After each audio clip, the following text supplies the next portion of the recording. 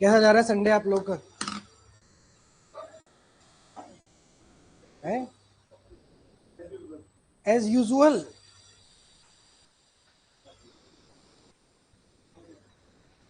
मतलब तुम हर संडे को इतना पढ़ लेते हो? मतलब तुम पढ़ाई करते हो संडे को? तो एज यूजुअल कैसे हुआ? Boring Sunday. अरे बेटा, Sunday slow. Saturday Sunday is very slow. धीरे धीरे जिंदगी चल रही है। जल्दी आओ, गेट बंद कर। मुस्कान मैम प्लीज, गेट बंद कर दी। दे दो, सबको दे दो।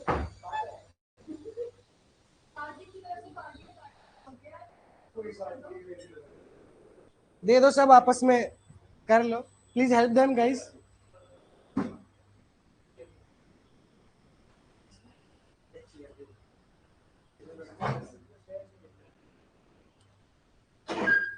कोई बर्थडे बर्थडे नहीं है, उसे मत डालो बेचारे में। दे दो, दे दो, हेल्प कर दो उनकी। कोई अगर एक इनिशिएटिव ले ले, उनकी हेल्प कर दीजिए समोसा डिस्ट्रीब्यूट करने में। हाँ।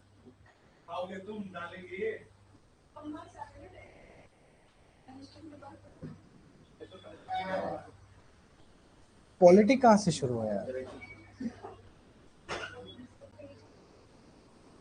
कौन सा पेज?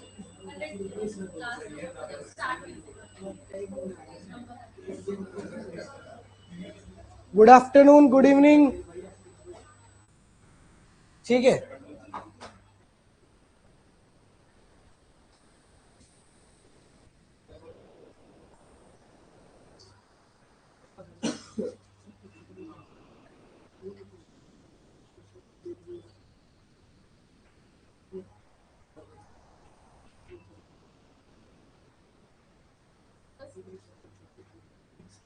चलिए।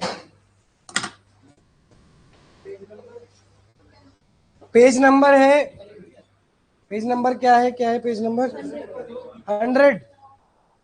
100 ई समोसा दिया जाएगा। अभी एक इमोजी डाल देता हूँ समोसे की, सब खा लो। खा लीजिए सब। हाँ, क्या हो गया? कम्युनिकेशन पॉलिटिक्स नहीं हुआ?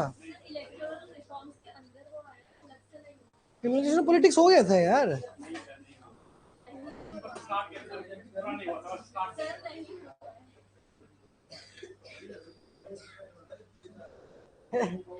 अक्षत लिख रहा है, samosa distribution for online students is important for eradication of social inequality.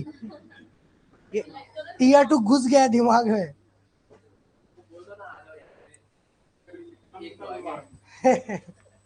चलिए, जल्दी जल्दी डिस्ट्रीब्यूट कर दीजिए, जल्दी जल्दी ले लीजिए प्लीज। हाँ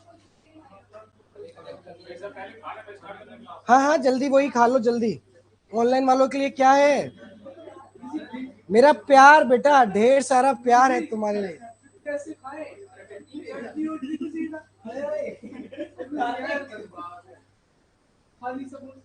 मत खाओ, दे दो पीस। एक तो बेचारे लाए हैं तुम्हारे लिए। नहीं नहीं, एक तो बेचारे लेके आए हैं तुम्हारे लिए, क्या चटनी नहीं है? दे रहा है, वो दे रहा है। क्या? कुछ नहीं है भाई आज। तो मैं क्या, कुछ होता तब खिलाऊंगा क्या? Samosa the engine of Vyas IAS students. Positive. Sir tier 1 और 2 का प्लीज सेफ स्कोर बता दीजिए। बेटा टीयर 1 क्लियर कर लिया आपने, दैट्स फाइन। कोई बस क्लियर कर लिया, वो अपने आप में सेफ है। और टीयर 2 में मैं आप लोगों के, अगर आप 1 घंटे में कंप्लीट करते हो 30-35 तक आ जाएंगे।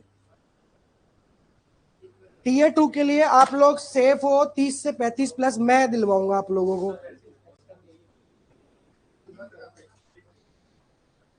चलिए जल्दी जल्दी। आपने नहीं लिया? क्या हुआ? हाँ, मिल गई चटनी? अरे मैं नहीं खाऊंगा। अरे नहीं नहीं खाओ। अरे नहीं अरे मैं नहीं खाना। खाओ खाओ तुम लोग खाओ।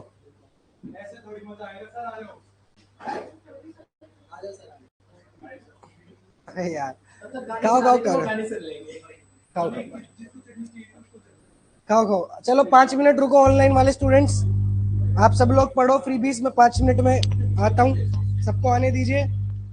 5 मिनट और दीजिए बस। वाह यहाँ पे क्या पॉजिटिव बनाया जा रहा है।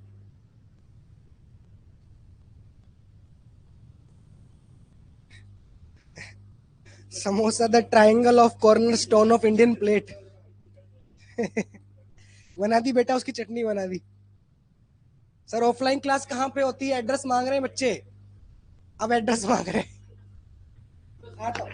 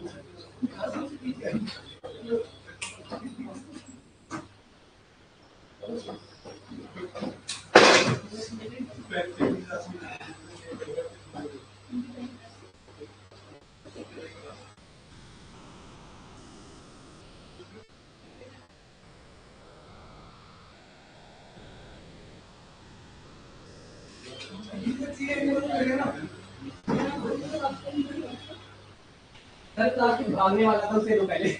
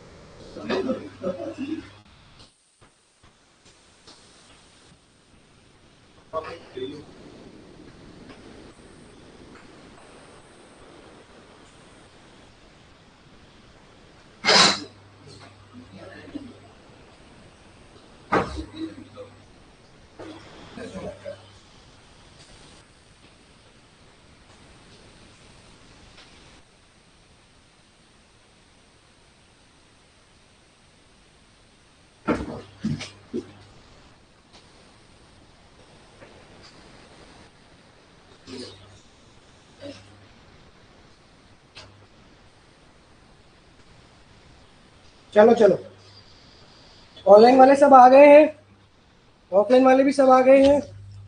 अब पॉलिटी के जो बचे कुछ टॉपिक थे वो करने बेटा। तो सबसे पहला जो टॉपिक है हमारा, 2 घंटे की आपकी क्लास रहेगी, ठीक है, जिस हिसाब से टॉपिक्स लग रहे हैं। मेरा एम ये है कि आज जो बचे कुछ टॉपिक्स मैं आपको पढ़ा दूं, थोड़ा इस तरीके से करेंगे कि लिख लेंगे, जल्दी सीख लेंगे, थोड़ा ब्रेनस्टॉर्मिंग और उस पर कम फोकस रहेगा आज मेरा, क्योंकि I have to complete polity today. Major brainstorming we have done already. हालांकि फिर भी आप लोग मेरे साथ लिखते रहिए, कोई डाउट हो पूछते रहिए, ठीक है, क्योंकि 5 से 6 टॉपिक है जो हमको कंप्लीट करने हैं। तो सबसे पहले फ्रीबीज क्या होती है। फ्रीबीज वैसे तो ये इकोनॉमिक्स का टॉपिक है, but we will discuss it in the political sense as well, या फिर यू कह लें कि फ्रीबीज के अलावा फिस्कल पॉपुलिज्म क्या होता है। चला दो चला दो, ठंड लग रही है तो एक तरफ हो जाओ, ठंड लगने वाली चीज। फिस्कल पॉपुलिज्म क्या होता है, वेरी गुड दया वैभव। देखो, फ्रीबीज और फिस्कल पॉपुलिज्म एक ही बात होती है। फिस्कल पॉपुलिज्म का टूल होता है फ्रीबीज। जनरली जब बहुत सारी सरकारें पॉलिटिकली मोटिवेट होकर, क्या होकर, पॉलिटिकली मोटिवेट होकर गुड्स और सर्विसेज का डिस्ट्रीब्यूशन कर सकती है या करती हैं, बिल्कुल लिटिल और नो कॉस्ट में, just for one purpose, to secure electoral advantage. Politically motivated distribution of goods and services. क्या होता है फ्रीबीज? अगर आपसे पूछ ले इलेक्शन में, क्योंकि बहुत टाइम से ये न्यूज में रहा, आप लोग दिल्ली में तो आप लोगों को पता ही है कि दिल्ली चुनाव में तो अक्सर रहा, और अब तो हर स्टेट के इलेक्शन में फ्रीबीज की बात होती है। इससे पहले भी दी जा रही थी। पॉलिटिकली मोटिवेट होकर जब गुड्स और सर्विसेज का डिस्ट्रीब्यूशन किया जाता है सिर्फ और सिर्फ वोट लेने के लिए, तो वो क्या होता है क्या होता है? जनरली फिस्कल पॉपुलिज्म उसको कहते हैं, और फ्रीबीज उसका एक टूल है, एक तरीका है। तो दोनों में कोई भी आए, आपको बिल्कुल कंटेंट सेम ही रखना है। होता क्या है मैंने ही बता दिया। स्टार्ट कैसे करेंगे? या तो आप डिफाइन कर दीजिए, अगर आपको लगता है साहब मुझसे नहीं हो पा रहा, इसके इर्द गिर्द में बात नहीं कर पा रहा, तो डिफाइन कर दीजिए फ्रीबीज की डेफिनेशन ये होती है। या फिर आप कह सकते हैं अंडरलाइन कीवर्ड है वेलफेयर। वेलफेयर कैसा होता है? Welfare is the corner stone of democracy, welfare is the heart of the democracy. लेकिन इस फ्रीबीज की पॉलिटिक्स की वजह से ये वेलफेयर जो होता है ये पॉलिटिकली मोटिवेटेड बन जाता है। क्या बन जाता है? पॉलिटिकली मोटिवेटेड बन जाता है। समझ में आ गया?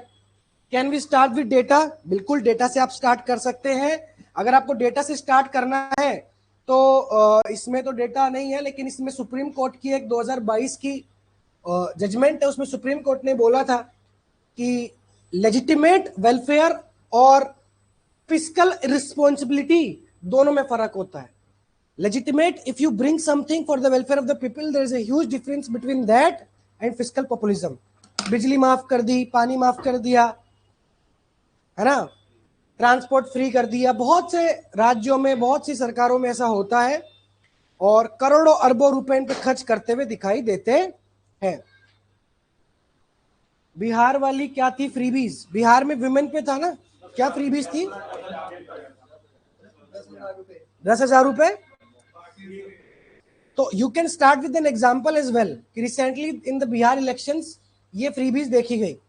अगर डेटा भी नहीं आए, अगर डेफिनेशन भी नहीं है, कुछ भी नहीं है, start with the current example कि बिहार इलेक्शन में हमने देखा था। ठीक है, तो अपने अपना इंट्रोडक्शन बना लो जल्दी से।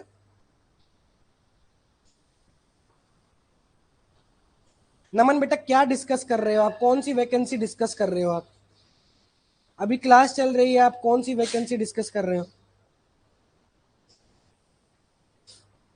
चलो, हाँ, 10,000 इन बिहार टू 1.4 करोड़ विमेन। चलिए बनाइए अपना अपना इंट्रोडक्शन डेटा के साथ या कैग की रिपोर्ट के साथ आप कर सकते हैं। कैग ने भी बोला था कि कुछ स्टेट्स तो अपने बजट का 45% पैसा सब्सिडी पे खर्च कर देते हैं। Use that data to make an introduction fast. आज थोड़ा फास्ट करिए प्लीज। हाँ, नहीं, पार्टी का नाम नहीं लेना, बस इलेक्शंस बताने हैं। लिख लिया? हाँ, है ना? क्यों आवाज नहीं आ रही पीछे? तो माइक ऑन करवा देता। नहीं नहीं, पीछे से आवाज आ रही है ना, पीछे तक एकदम क्लियर। क्या माइक है, लेकिन मेरे को थोड़ा दक्षता कम है माइक से। किसी ने बोल दिया था ईपीएफ वाले बैच में कि आपकी आवाज अरविंद केजरीवाल जैसे लगती है माइक में। अब देखना तुम लोग हंसोगे जब मैं माइक लगाऊंगा। मेरे को खुद फील हुआ बार बार, हाँ यार सही बोल रहा है, ऐसा लगता है। चलिए चलिए सर, वो मोड ऑफ कंडक्ट क्या होता है इलेक्शन में? Model code of conduct, MCC, वो अलग चीज है बेटा। उसमें होता है, मॉडल कोड ऑफ कंडक्ट में होता है कि सरकार जब इलेक्शन लड़ रही है, इलेक्शन हो रहे हैं, the government can not release new schemes नहीं रिलीज की जा सकती इलेक्शन के टाइम पे, जब वो एमसीसी जब एप्लीकेबल होता है। बट टॉपिक ये नहीं है बेटा, टॉपिक ये नहीं है, टॉपिक ये है फिस्कल पॉपुलिज्म। बना लिया इंट्रोडक्शन? चलो अब अपने पास रखो अभी, क्योंकि हमें डिस्कस करना है, मतलब और अच्छे से इसको कवर करना है। तो बेटा अगर मैं आपसे पूछूं कि फिस्कल पॉपुलिज्म के क्या नुकसान है, पहले तो ये डिस्कस करेंगे। प्रॉब्लम्स कॉज्ड बाय या चैलेंजेस पोज्ड बाय फ्रीबीज। सबसे बड़ा चैलेंज क्या है? सबसे बड़ा जो वो है फंड्स का बर्डन, फाइनेंशियल बर्डन। एक्सचेकर पे बर्डन बढ़ जाएगा, उस पे बना हुआ एक पैराग्राफ। चलिए, डेटा बेटा का इस्तेमाल करके बना सकते हो कि पॉपुलिस्ट स्कीम्स, फ्रीबीज जनरली कैसे फंड का मिसयूज। लिखिए, ट्राई करिए, फिर मैं तो बताऊंगा ही।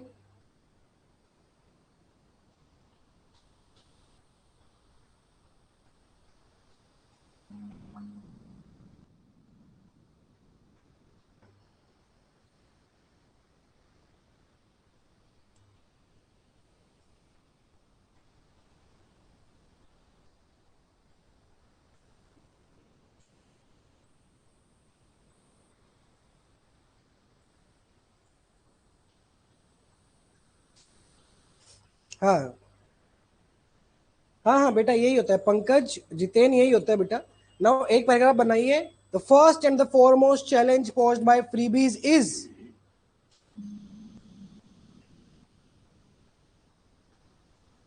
Rising fiscal deficit. Public debt बढ़ जाता है।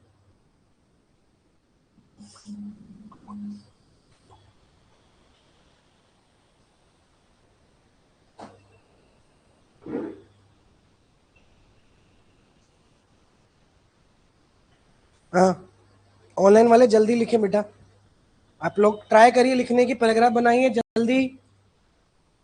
वेरी गुड अमन, बहुत बढ़िया बहुत बढ़िया, बहुत अच्छे कीवर्ड्स आपने यूज में लिए। Freebies distort the essence of democracy by shifting it from value based governance to material centric approach। Value से हम मेटेरियलिस्टिक हो जाते हैं, और क्या हो जाता है?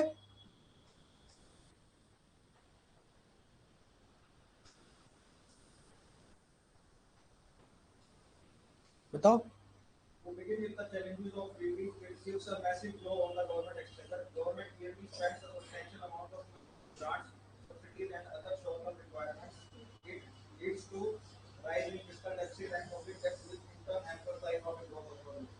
ठीक है, इसमें देखो कीवर्ड मिसिंग है। वो कीवर्ड है कि ओवरऑल फाइनेंशियल क्या दिक्कतें हो सकती हैं, जैसे मैक्रो इकोनॉमिक इंस्टेबिलिटी होती है, crowding out private expenditure, private capital. जैसे मैक्रो इकोनॉमिक स्टेबिलिटी क्या होती है कि आप पैसे पे पैसा दे रहे हो, खर्च कर रहे हो, इन्फ्लेशन बढ़ेगा, इन्फ्लेशन बढ़ेगा, फिर लोग और अफोर्ड नहीं कर पाएंगे, फिर वो और फ्रीबीज मांगेंगे, फिर इन्फ्लेशन बढ़ेगा, इंस्टेबिलिटी, साइकिल क्रिएट हो गई। अपार्ट फ्रॉम दैट, अगर आप राशन पानी बिजली दे दोगे तो प्राइवेट कंपनियां क्या करेंगी? क्या कोई मोटिवेशन रहेगा उनको इन्वेस्ट करने का? उसको कहते हैं क्राउडिंग आउट प्राइवेट इन्वेस्टमेंट। किसका? सीलिंग का? सीलन, अच्छा श्रीलंका, मतलब श्रीलंका एग्जाम्पल है। हाँ, इस नहीं, इसको भी डिस्कस करेंगे। वो जो आपने बोला कमाने की वजह, दैट इज अनदर चैलेंज, वो करेंगे डिस्कस। कर्नाटक गवर्नमेंट ने जब 50% ईमेल को फ्री कर दिया, हाँ, तो मेट्रो जो इन्वेस्टर्स थे उन्होंने पैसा खींच लिया था। हाँ, बिकॉज सर सब अगर बस में फ्री में जाएंगे तो मेट्रो, ऑफ कोर्स यही हुआ। अगर आप वुमेन को टिकट्स फ्री दे रहे हैं, मेन को दे रहे हैं, मेट्रो के टिकट्स आप सस्ते कर रहे हैं फ्री के, तो why would someone be investing in metro? Metro का बहुत तगड़ा इन्वेस्टमेंट चाहिए भाई, ऐसे ही सरकारें ओपन नहीं कर सकती हैं। जो दिल्ली मेट्रो है वो वर्ल्ड क्लास इसलिए ही है। दिल्ली मेट्रो न्यूयॉर्क मेट्रो से ज्यादा अच्छी और ज्यादा क्लीन है, ठीक है, क्योंकि मेट्रो में पैसा लगता है भाई, टिकट लगता है, वो इतना नहीं करते हैं, समझे? चलिए, दूसरा चैलेंज क्या है बेटा? Very good Yashwant. गरिमा आपने लिखा है erosion of democracy as an institution, good point, but this is another challenge we will definitely talk about. इसका भी एक बन सकता है एक पैराग्राफ, बताइए किस चीज पे बना है?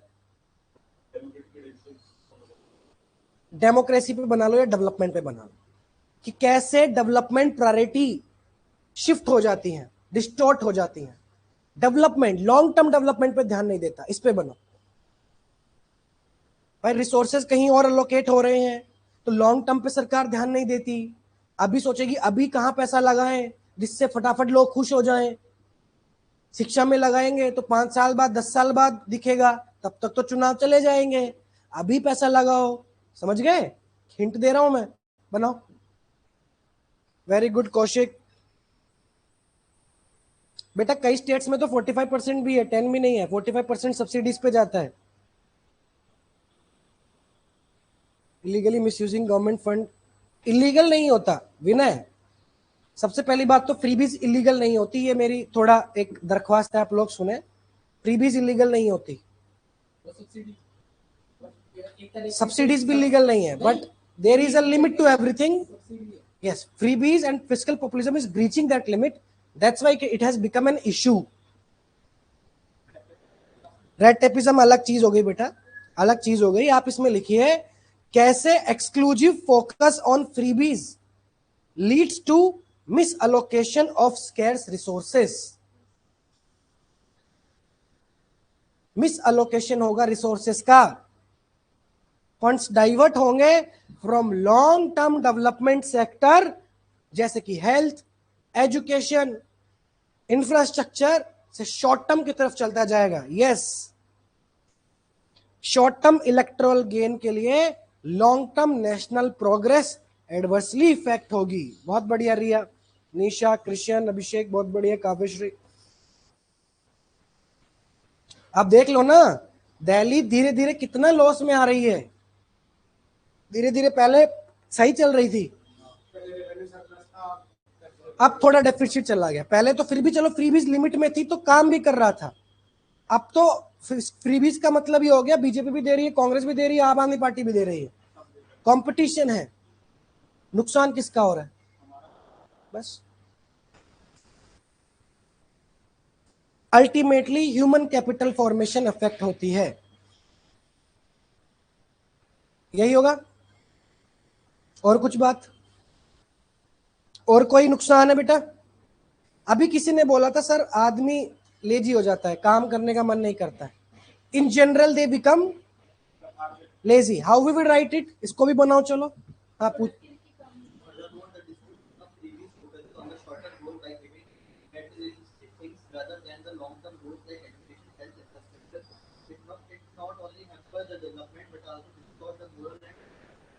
हाँ इसमें मोरल आपने गलत डाल दिया, आपने लॉन्ग टर्म तक ही रहने था, मोरल का तो अलग पैराग्राफ बन जाएगा जो हम डिस्कस कर रहे हैं, उसको एक्सपेंड करो कि इससे नेशनल प्रोग्रेस हॉल्ट होती है और शॉर्ट टर्म इलेक्टोरल गेन के लिए हम कॉम्प्रोमाइज कर रहे हैं, अपॉर्चुनिटी कॉस्ट बढ़ जाती है, उस तक ही रहने दो। Furthermore, irrational investment in freebies threatening the development and short-term respite instead of long-term investment will create vicious cycle of poverty. Rising unemployment and poor essential service delivery will create national fiscal challenges. The populist scheme and freebies leads to short-term gains of political parties, but long-term loss of human as the availability of livelihood reduces the chances of skill manpower, leading to loss of assets for nations. Leading to the long-term asset destruction for the nation. Now please write one paragraph on work ethics, how it will adversely impact the work ethics of the people। बोलते हैं ना freebies दोगे तो लोग आलसी बन जाते हैं, काम नहीं करते, there are arguments for that, please make a paragraph based on that. Further more बनाइए बनाइए, कोशिश करिए, मैं बताऊंगा फिर।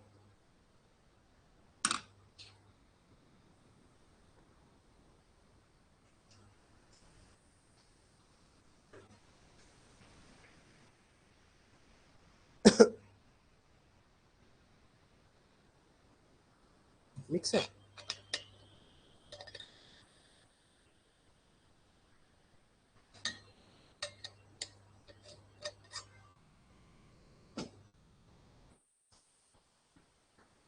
कैसे लिखेंगे? मिक्स कर लो। Frequent and unconditional freebies, furthermore frequent and unconditional freebies will create a dependency cult। क्या बोलेंगे? क्या बोलेंगे? डिपेंडेंसी कल्ट, लोग डिपेंडेंट हो जाएंगे, लोगों को लगेगा जो हमें फ्री में दे रहा है वही हमारी सरकार होगी। Discouraging labour participation and entrepreneurship. और क्या होगा? Innovation research. Yes, innovation research कम होगी।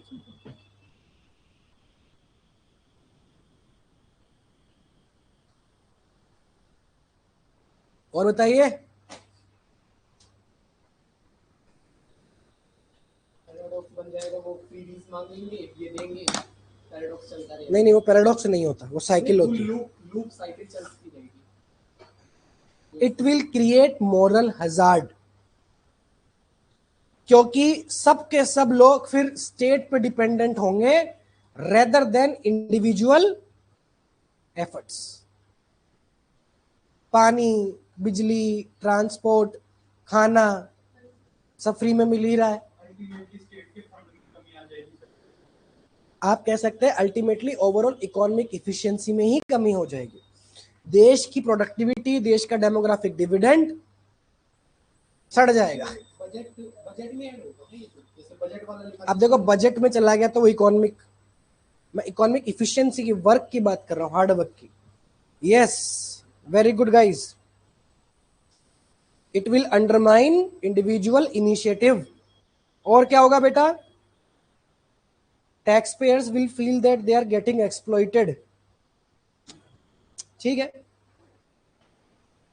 So your taxpayers would be punished for inefficiency. Additional burden on, you can say, on exchequer in the form indirectly to the taxpayer.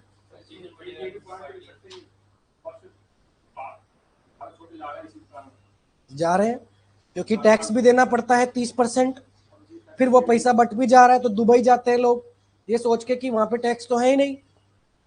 भाई indirect tax है, direct तो है ही नहीं, income tax तो है ही नहीं, डायरेक्ट इंडायरेक्ट दे देंगे, क्या दिक्कत है? हाँ, ब्रेन ड्रेन होगा, वो ब्रेन ड्रेन भी इसमें जोड़ सकते हैं। जाते हैं, बहुत से लोग जाते हैं, क्योंकि यहाँ पे आप देखो कि अगर आप बिजनेस कर रहे हो तो पहले तो आप जीएसटी पे करोगे, फिर उस आपने बिजनेस को जीएसटी दी, फिर जो पैसा आपके अकाउंट में गया उस पर आप इनकम टैक्स पे करोगे। तो ये मान के चलिए 40 से 50% आपकी तनख्वाह तो सरकार ले गई, जो बुरी बात नहीं है। बुरी बात यह है कि उस पैसे का कैसे यूज हो रहा है। एक और पैराग्राफ बनाइए।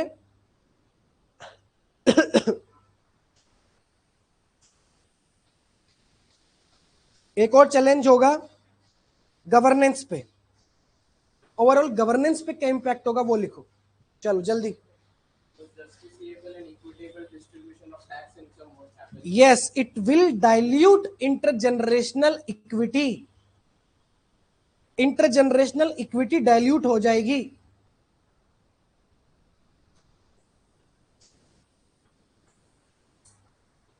आप कह सकते हैं freebies are race to the bottom. ये नीचे जाने की रेस है, ऊपर जाने की नहीं।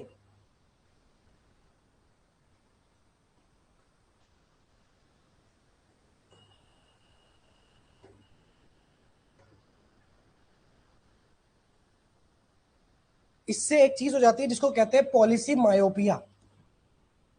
डिकोड कर पा रहे हो क्या मतलब इसका? शॉर्ट टर्म नजरिए से पॉलिसी को देखना, क्या लेके आए जिससे जल्दी फायदा हो, जल्दी उसका असर दिखे। सबसे जल्दी असर तो किसका दिखता है चुनाव में?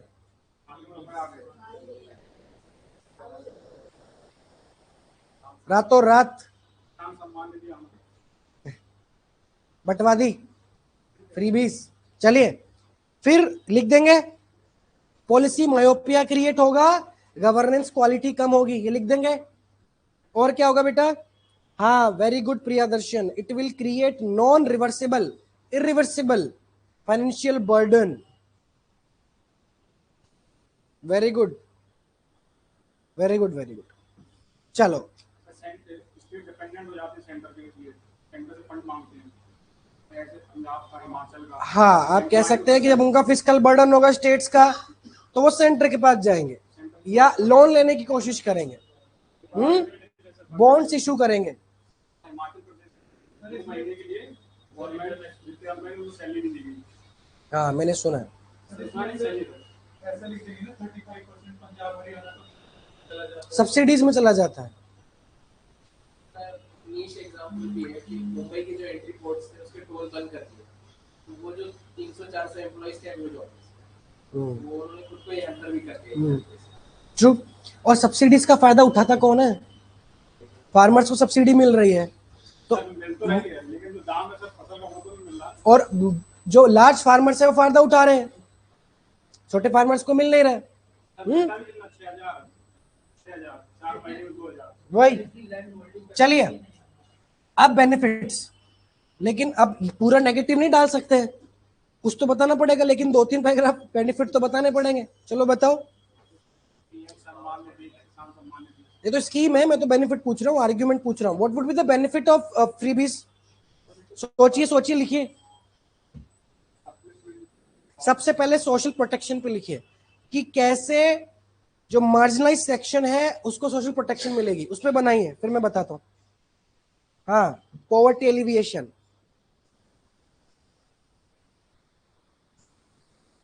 Very good Yashwant, Gyanendra, Atul, Priyadarshan, Prachi, Garima. Benefits, social protection कि फ्रीबीज मिलने से क्या सोशल प्रोटेक्शन होता है, क्या गरीबी मिटती है, कुछ तो फायदा बताओ। और होता है, ऐसा नहीं है, होता है।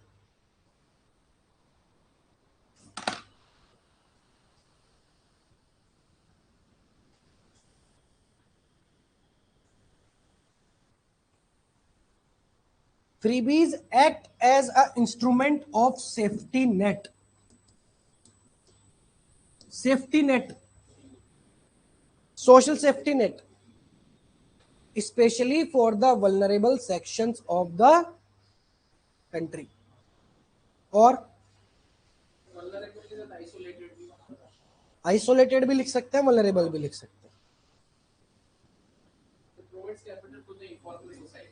Yes, it provides capital for the informal society, या आप कह सकते हैं शॉर्ट टर्म कंजप्शन गैप्स को फिल करता है। अब किसी को रात में खाना नहीं मिल रहा, राशन नहीं मिल रहा, तो तुम सरकार जाके बोले मेहनत करो, मेहनत क्यों दे तुमको फ्री में खाना, तो वो तो बेचारा भूखा मर जाएगा ना, मेहनत करेगा कैसे? हैंडीकैप्ड है, वो तो कर ही नहीं सकता है, वो कहां से एंटरप्रेन्योर बन पाएगा जब उसको खाना नहीं मिलेगा। तो शॉर्ट टर्म कंजप्शन गैप कम करता है और सोशल इकोनॉमिक एक्सक्लूजन कम करता है। कोई बिल्कुल भूखा रहने से, दवाइयों से, ऐसा नहीं इलाज नहीं मिल रहा तो बिल्कुल ही बाहर हो जाए, कुछ तो बेसिक देना पड़ेगा। डीपीएसपी कौन सा वाला?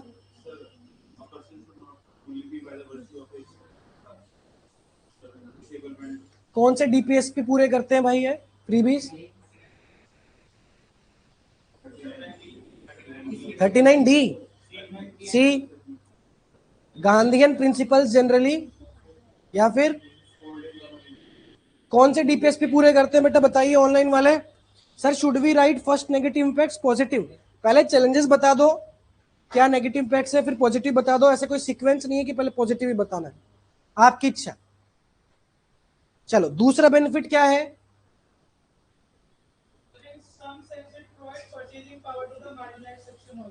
यस, इसको कह सकते हैं human capital formation. Purchasing power बढ़ेगी, यूज लिखे बनाइए।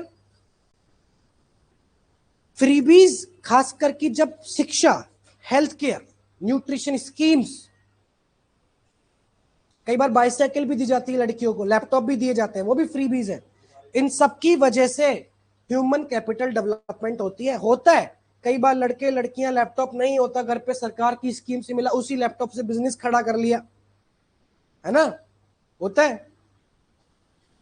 मेरे पास भी लैपटॉप नहीं हो करता था शुरू में, तो मैं फोन से काम करता था, फिर किसी का लैपटॉप लेके 2 साल काम किया। सरकार ने इसलिए नहीं दिया क्योंकि पढ़ते नहीं थे, सरकार बोली क्या दे तुमको, सिलाई, हाँ सिलाई मशीन करी थी, नहीं नहीं सही बात।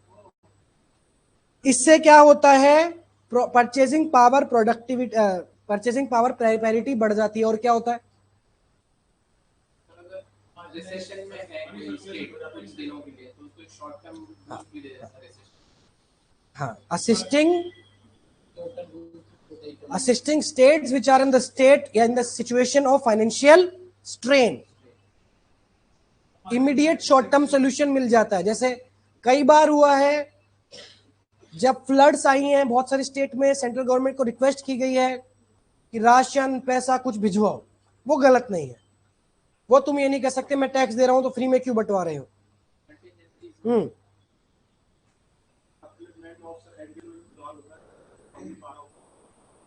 हाँ हाँ बिल्कुल, वो सोशल इन्वेस्टमेंट हो जाएगा ना। चलिए एक और बताइए, इंक्लूसिवनेस कैसे बढ़ेगी? इंक्लूसिवनेस कैसे बढ़ेगी?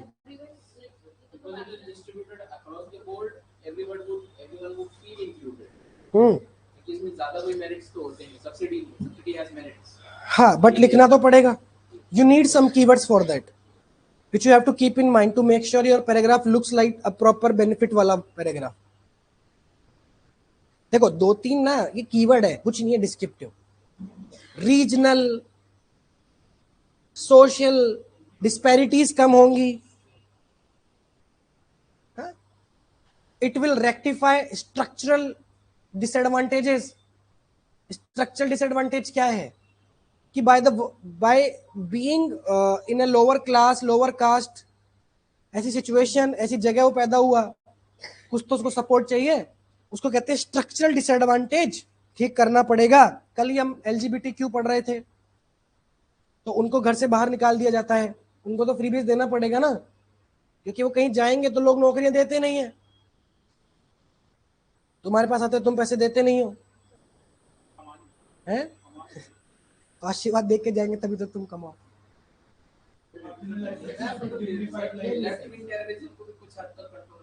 Left, yes, security point of view से it's a very good argument. It will address left wing extremism, ये development deficit to certain levels.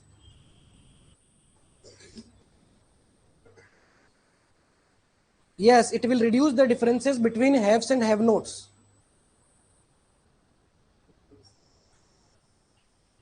Haves and have-nots.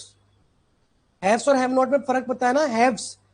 Haves जिनके पास है, क्लासिक सोशियोलॉजी टर्म है, जिनके पास है जिनके पास नहीं है। दो ही तरह के लोग होते हैं इस दुनिया में, जिनके पास पैसा है जिनके पास नहीं है। तो वो उनका गैप, हमारे देश में तो वैसे भी के कर्व ग्रोथ है, अमीर अमीर होता जा रहा है, गरीब गरीब होता जा रहा है। मोदी जी से पूछा गया, अमीर अमीर हो रहा है, गरीब गरीब हो रहा है, क्या कहना चाहेंगे?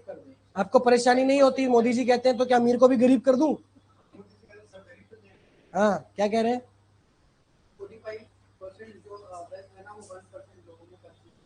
वो गैप कम हो जाएगा बेटा, सब्सटेंटेटिव इक्वालिटी कम हो जाएगी, इनइक्वालिटी कम हो जाएगी।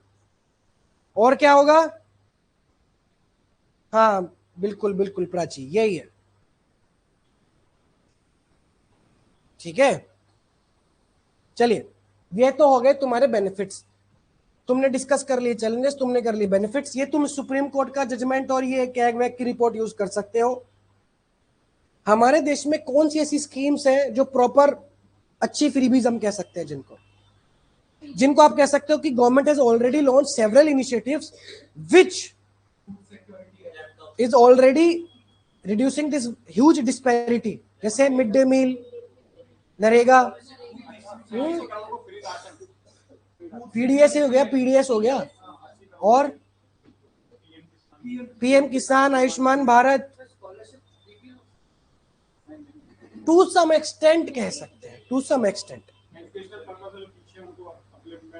हाँ, लाडली बहन, कोई ना कोई बोल ही देता है लाडली बहन, एक पेड़ माँ के नाम। हाँ हाँ, वो पीडीएस में आ गया बेटा। चलिए, ये हो गए नुकसान, ये हो गए फायदे। सरकार की स्कीम्स भी तुम बता दोगे। इसका कोई सोल्यूशन है क्या? फ्रीबीज हम किस तरीके से और अच्छे से ला सकते हैं कि पैसे के भी बर्डन ना हो और इनइक्वालिटी भी कम हो जाए? हाँ, उज्ज्वला स्कीम हो गई जैसे, बहुत बढ़िया। नहीं आयुष्मान बिल्कुल लिख सकते हैं, क्या दिक्कत है। हाँ, सॉल्यूशन डिस्कस करते हैं, क्या करना चाहिए। एक तो ये टर्म आप याद रखो, सब्सिडी रैशनलाइजेशन। क्या मतलब होता है इसका?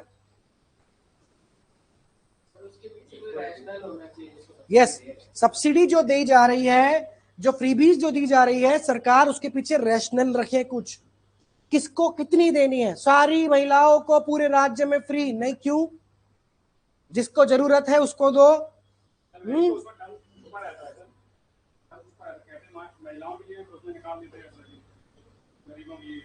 हाँ, तो वो सब्सिडी रैशनलाइजेशन होता है।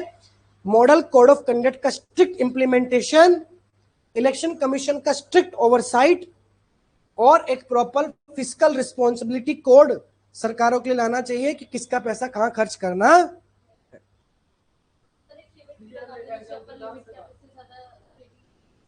हाँ, फ्रीबीज की लिमिट, अरे बहुत पैसा खर्च होता है चुनाव में यार।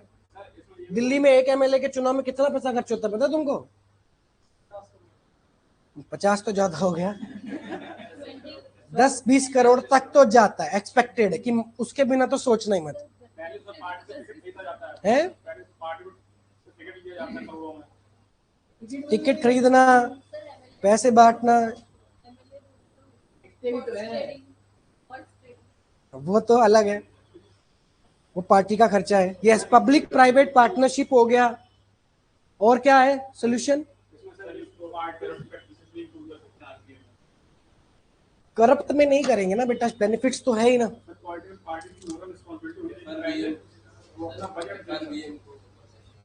FRBM एक्ट को और अमेंड कर सकते हैं, अच्छा बना सकते हैं। और fiscal responsibility code for political parties, moral responsibility होनी चाहिए। सोल्यूशन क्या है? हमें शिफ्ट करना पड़ेगा। कंक्लूजन क्या है? शिफ्ट करना पड़ेगा फ्रीबीज से फ्रीडम की ओर। ट्रू फ्रीडम भारत के लोगों को, भारत के गरीबों को, मार्जिनलाइज सेक्शन को देनी पड़ेगी, ताकि वो डिपेंडेंट ना रहे, और रिलीफ टू रेजिलियंस की तरफ जाना पड़ेगा। शॉर्ट टर्म रिलीफ से नहीं होगा, पेन किलर से कुछ नहीं होगा, प्रॉपर इलाज ही करनी पड़ेगी। पेन किलर तो और कॉन्स्टिपेशन करता है। फिर फ्रीबीज से चुनाव तो आप जीत लोगे, लेकिन फ्यूचर आपका हॉल्ट हो जाएगा। तो instead of freebies, the government should focus upon the future. ठीक है, कंजप्शन नहीं, कैपेबिलिटी पे ध्यान देना है, डिपेंडेंसी नहीं, डिग्निटी पे ध्यान देना है, समझे? कंजम्पशन पे नहीं ध्यान देना, खाना पीना ट्रांसपोर्ट, कैपेबिलिटी भी बढ़ानी पड़ेगी लोगों की, एंटरप्रेन्योरशिप भी लाना पड़ेगा। चलिए नेक्स्ट टॉपिक की तरफ मूव ऑन करें। सेक्युलरिज्म। ठीक है बेटा, ऑनलाइन वाले समझ में आ गया सब? Very good Soumyadeep. Populism to pragmatism, rhetoric to result, charity to capability. इसमें दो ही याद कर लो, पॉपुलिज्म टू प्रैग्मेटिज्म, और ये वाला कर लो एक, रिलीफ टू रेजिलियंस,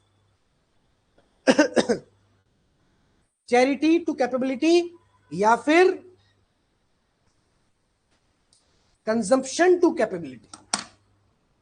शिफ्ट करना पड़ेगा हमें, ठीक है? फिर से रिपीट कर दूं, तुम 2-3 बैच में एडमिशन ले लो एक साथ। Populism to pragmatism, consumption to capability,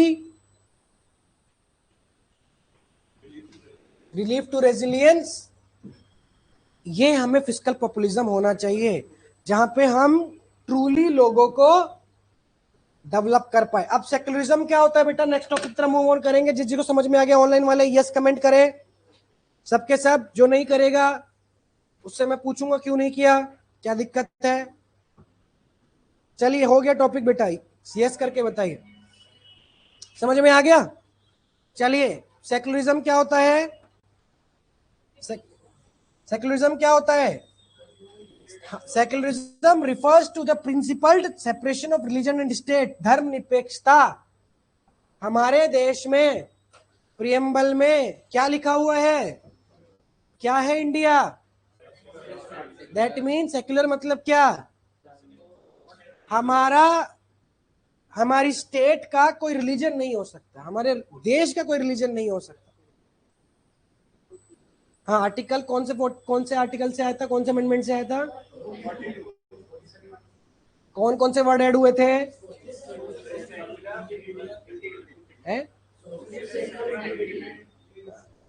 अब ये जो सेक्युलर वर्ड ऐड हुआ, इस पे बहुत बहस हुई, आज भी होती है।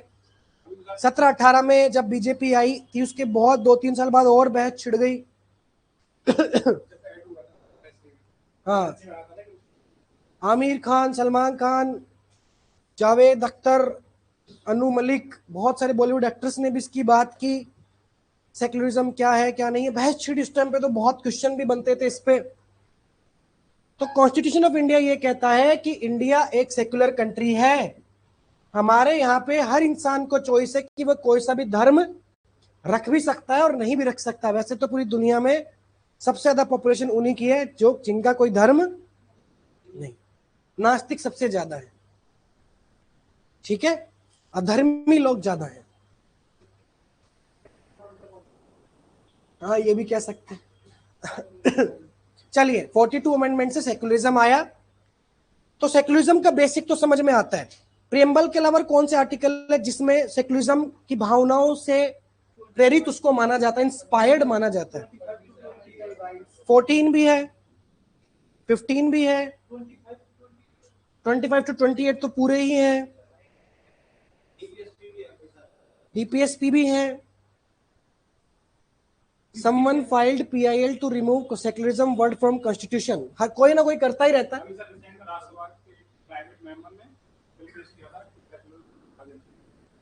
कौन कौन पक्ष में है हटाने के सेक्युलरिज्म वर्ड को? और अगर ये इंटरव्यू में पूछ रहा होता तो मैं वेरी गुड बोल देते। चलो, वो डिबेट नहीं करेंगे ना, वो डिबेट नहीं करेंगे, वो डिबेट नहीं करते, बोलते अच्छा बेटा ठीक है। हाँ, देखो, अगर आप कुछ भी बोलते हो ना, उसके पीछे रीजनिंग और वो होनी चाहिए उतनी जितनी आप बोल पाओ और टैकल कर पाओ सामने से आर्ग्यूमेंट। मैं कहता हूं, मैं नहीं कहता आप मत बोलो सेक्युलरिज्म हटाओ ना हटाओ, आपकी इच्छा है, वो आप पूरे डेवलप फुल्ली एडल्ट सिटीजन हो, लेकिन आप कुछ भी बोले लिखे तो उसके पीछे एक प्रॉपर आर्ग्यूमेंट होना चाहिए। जैसे सुप्रीम कोर्ट ने भी कई बार सेक्युलरिज्म को एम्फसाइज भी किया है, लिमिट भी किया है।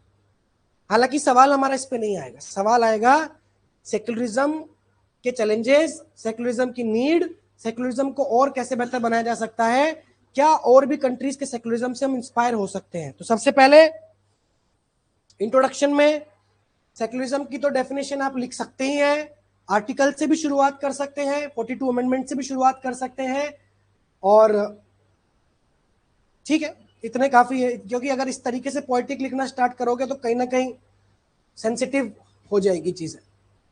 सबसे सिंपल तरीका है, बिल्कुल कंट्रोवर्शियल टॉपिक होना एलजीबीटीक्यू सेक्युलरिज्म, उसमें सबसे नॉन कंट्रोवर्शियल तरीका आर्टिकल से स्टार्ट कर दो, ठीक है, क्योंकि कहीं ना कहीं हमारा इंट्रोडक्शन में हो जाता है, इधर उधर एक्सट्रीम हम चले जाते हैं ना चाहते हुए भी, एक आध चीजें हो जाती है, फिर तुम काटोगे, फिर उस पर दिमाग चलता रहेगा, क्यों हेडेक लेनी।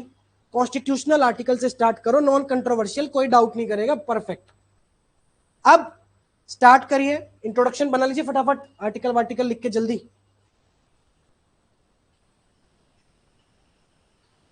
फिर मैं बेनिफिट्स बताता हूं, इंपॉर्टेंस डिस्कस करेंगे। यस साहिल।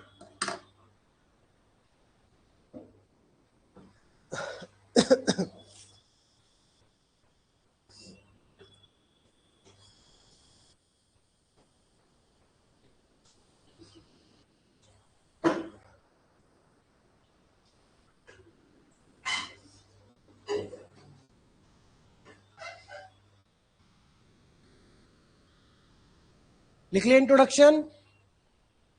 सिंपल से ऐसे डेफिनेशन से स्टार्ट कर सकते हैं कि सेक्युलरिज्म क्या है, principle separation of religion and state.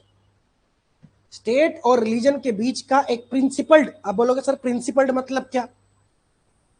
Principles के ऊपर सेपरेशन, सेपरेशन इसके पीछे कुछ प्रिंसिपल्स, कुछ मॉरल प्रिंसिपल्स हो हमारे, कितना सेपरेट, कितनी डिस्टेंस, प्रिंसिपल डिस्टेंस उसको हम बोलते हैं। Yes, very good Gyanendra, very good, ऐसे भी कर सकते हैं सतीश, वेरी गुड। चलिए, बन गया, लिख लिया। ये भी लिख सकते हैं कि सेक्युलरिज्म हमारे इस आर्टिकल में है। The basis of secularism is in article 14, 15, whatever you want to write. ठीक है,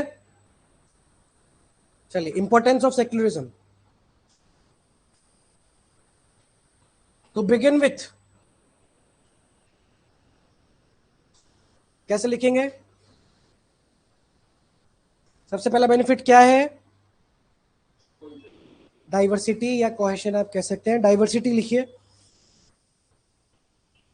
स्टार्ट करेंगे कि नेशन इंडिया हमारा सिर्फ एक रिलीजन पे नहीं बना। It is a civilised state built by various religions,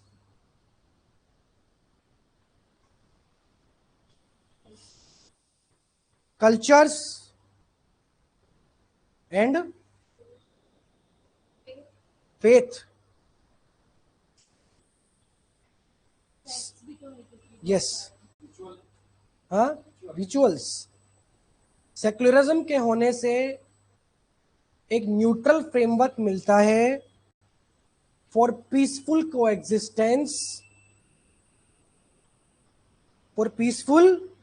coexistence, preventing domination by any single faith.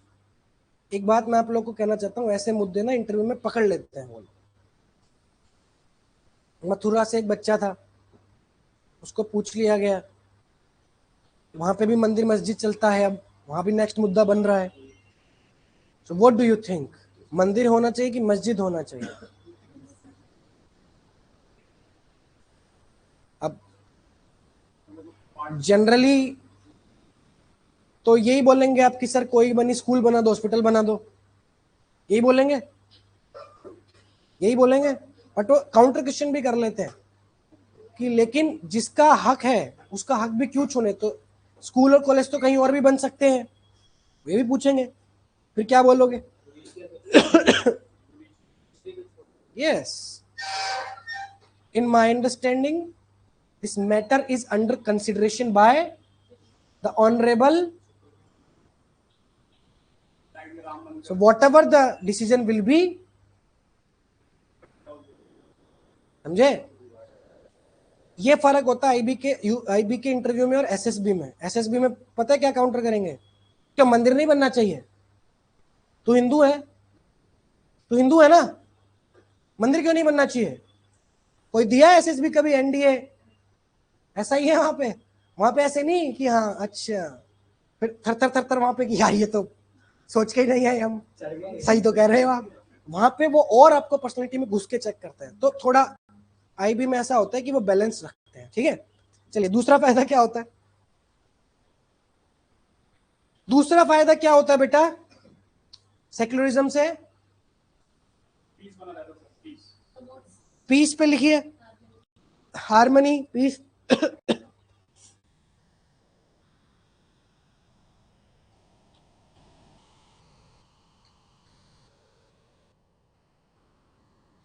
Furthermore, in a society like ours, ऐसी सोसाइटी जो हिस्टोरिकली विक्टिम है, which has been a victim of partition and communal violence, ऐसा देश जहां पे partition, लड़ाई झगड़े, हिंदू मुसलमान धर्म के नाम पे दंगे होते ही रहते हैं, in such a society secularism acts as a binding force. एक धागे के तौर पर यह काम करता है। इट डिस्करेजेस religious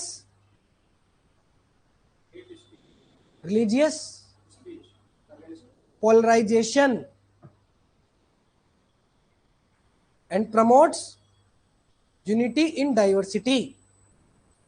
देखो आजकल व्हाट्सएप वाले ना हो जाते हैं कुछ बच्चे, मैं कई बार जाता हूँ उधर घर की तरफ तो कुछ लोग हैं बोलते हैं मेरी उम्र के छोटे बड़े, भाई गांधी जी नहीं होते तो देश 20 साल पहले आजाद हो जाता।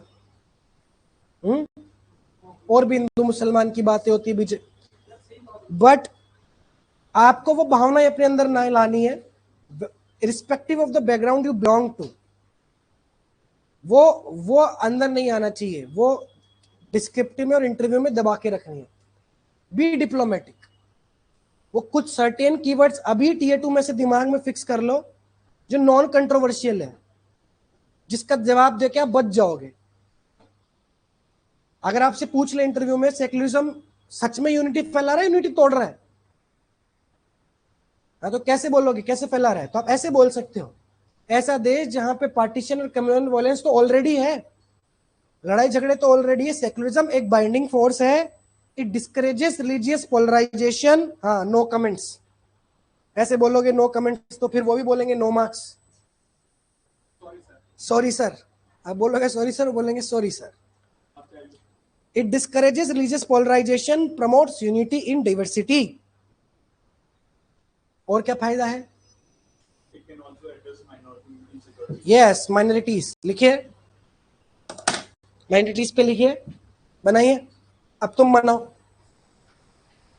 ऑनलाइन वाले बेटा ढीले पड़ गए, माइनॉरिटीज पे बनाओ। मुझे पता है आप लोग लिख रहे हैं, आई नो, बट अब माइनॉरिटीज पे बनाओ। माइनॉरिटी को क्या फायदा है भाई?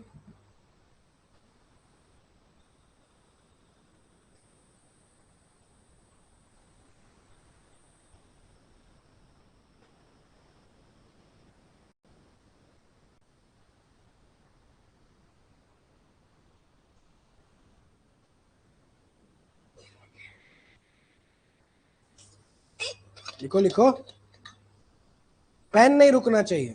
चलो आपकी तो फर्स्ट क्लास है आज, पेन नहीं रुकना चाहिए।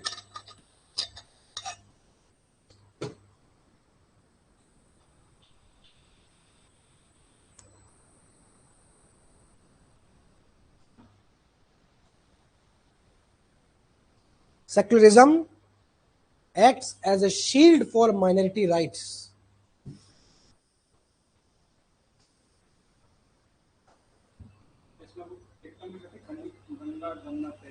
हाँ, गंगा जमुना तहजीब की अब बात कर सकते हैं कि जो प्रिजर्वेशन है हमारी कल्चर का, सच एज गंगा जमुना तहजीब, वो बनी रहेगी। Jews and Parsis, they have thrived only in this country. Yes. Due to secularism only, minorities like Jews and Parsis are developed. Even they are more developed than any other. Majority से ज्यादा developed है। पारसी देखिए ना तुमने, Parsi, Sindhi, Jews कितने पैसे वाले हैं? हर पारसी पैसे वाला है।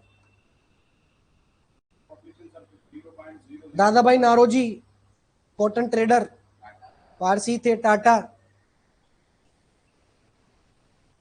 ठीक है।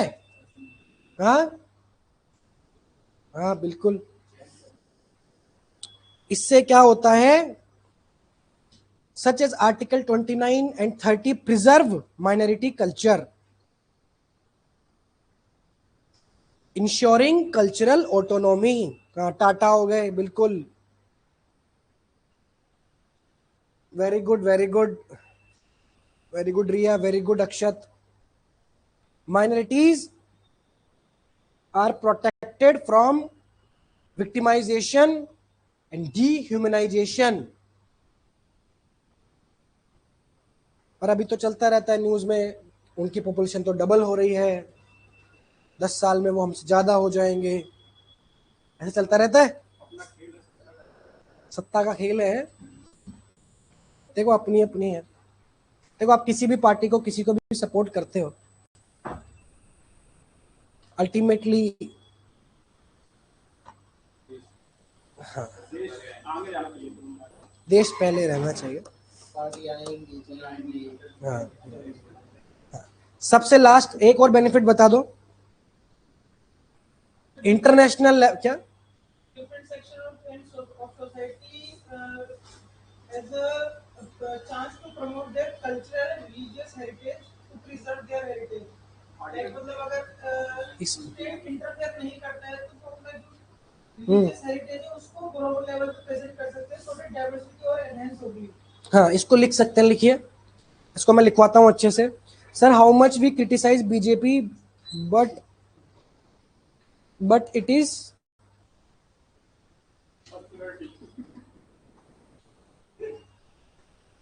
चलिए लिखिए ग्लोबल इमेज पे, सॉफ्ट पावर पे, इंक्लूसिव डेवलपमेंट पे. In addition to it strengthens India's image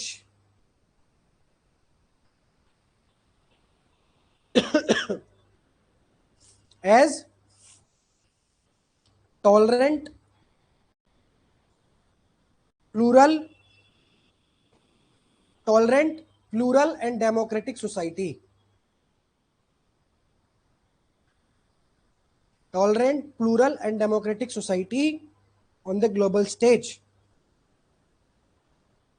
क्योंकि जब हम बात करते हैं सेकुलरिज्म की तो इंटरनेशनल मुद्दों पर जाके हम ये कह सकते हैं कि हमने माइनॉरिटीज को बचाया है. तो हमारा देश के, हम जैसे हिंदू बाकी और किसी कंट्री में माइनॉरिटी हो तो आप उनको बचाओ.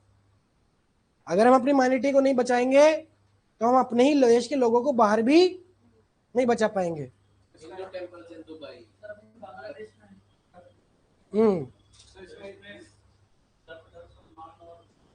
वासुदेव कुटुंबकम और सर्वधर्म संभव की बात कर सकते हैं बिल्कुल, बट वो थोड़ा मैं कंक्लूजन के लिए बचा के रखना चाहता हूँ. एक एग्जांपल दे सकते हैं कि जब परवेज मुशर्रफ इंडिया में आए थे, तब मौलाना थे, उन्होंने काउंटर क्वेश्चन किया था कि आप अपने देश के बारे में सोचिए, हमारे देश में मुसलमान बहुत सुरक्षित है. और जब हाँ ऐसा ही था. मुसलमान है तो वो हम उनकी कम्युनिटी को डायरेक्ट अटैक कर रहे हैं कि वो यहाँ पे है पर हमारे लोग वहाँ पे नहीं. हाँ, इट विल सपोर्ट या enhance our diplomatic credibility. Diplomatic credibility बढ़ जाएगी, सॉफ्ट पावर बढ़ जाती है. ये होती है सॉफ्ट पावर. हार्ड पावर क्या होती है? Military force. चलिए, लेकिन सेकुलरिज्म के कुछ चैलेंजेस भी हैं, सेकुलरिज्म के कुछ नुकसान भी हैं.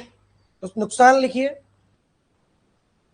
एडवर्सली या हाउएवर या हैविंग सेड दैट, सबसे पहला नुकसान क्या है?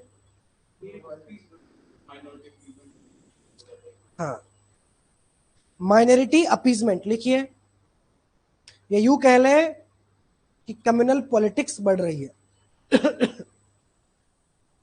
क्या होता है जब बार बार कोई धर्म का नाम लेकर वोट बटोरने की कोशिश करता है, दोनों तरफ से, जो सेकुलरिज्म को प्रमोट करने वाले, जो सेकुलरिज्म को नहीं प्रमोट करने वाले, दोनों बात तो धर्म की कर रहे हैं ना. धर्म की बात करने वाले या सेकुलरिज्म की बात करने वाले, चाहे वो हटाने की बात करे चाहे लगाने की बात करे, लेकिन ध्यान तो लोगों का भटक कर किधर जा रहा है? तो ultimately it's increasing religious polarisation and identity based mobilisation. Religious polarisation, identity based mobilisation.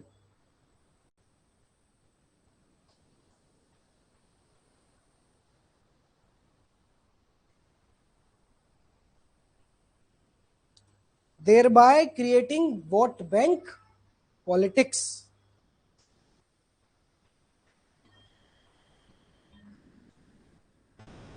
Vote bank politics over value based politics.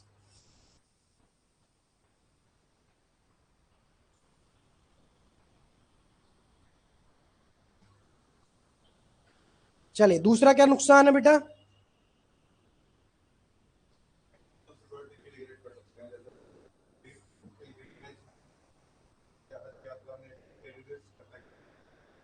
Yes, internal security का सबसे बड़ा चैलेंज है इसमें कि जब सेकुलरिज्म की बात करते हैं तो there are chances, there are possibilities that the topic can be diverted to any sensitive matter which can be misused by the radicalized groups. वो वीडियो को काट काट के फेसबुक पे फैला देंगे, बोला कुछ और होगा। वो था ना फेमस, मुझे फर्क नहीं पड़ता, बोला कुछ और, कहा कुछ और गया। नहीं सुना तुमने उसका अभिनव? चलो लिखो। क्या लिखेंगे इंटरनल सिक्योरिटी में? Debates on secularism often is miss. नहीं बेटा, वो वाला यूज नहीं करना, वो अभिनव वाला, वो मीम था बेटा, वो नहीं करना। मैं तो कुछ और बताऊं। आप इसको बोलिए कि सेक्युलरिज्म के topics are often diverted to create fear in the minds of minorities, especially by the radicalized groups of the societies. जितने भी टेररिस्ट ऑर्गेनाइजेशंस हैं, अल-कायदा, आईसीआईसी, आईएसआईएस, आईसीआईसीआई तो बैंक है बेटा। आईएसआईएस, ठीक, मकसद वाले। मकसद नहीं बोलना। चलिए, तीसरा नुकसान क्या है? तीसरा नुकसान क्या है? टीआरएफ हो गया, ठीक है। लिखिए, social stereotyping. Furthermore, deep rooted social stereotype, misinformation and communal narratives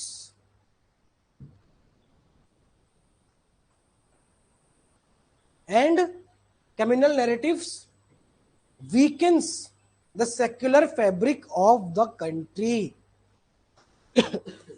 Deep rooted social stereotypes, misinformation and communal narratives weakens the secular fabric of the country. आज मैं आप सब लोगों से इसलिए नहीं सुन रहा हूं क्योंकि आज समय कम है और इसलिए कंप्लीट कराना है। कल जब मंडे से फिर से क्लास होगी, फिर से डिस्कशन करेंगे, सुनेंगे सबकी, ठीक है। Weakens the secular fabric of the country. इससे क्या होता है? सोशल स्टीरियोटाइपिंग क्रिएट होती है। अगर आप लोग जैसे आजकल सुने होंगे कि आजकल एक टर्म चल रहा है पंचर वाला, तो यू ऑल नो दैट कि डेरोगेटरी टर्म किस कम्युनिटी के लिए यूज में ली जाती है? गोबर वाला अलग है, कोई हिंदुओं के लिए कोई क्या बोलता है, कोई वो प्रेजुडिसेस है, वो स्टीरियोटाइप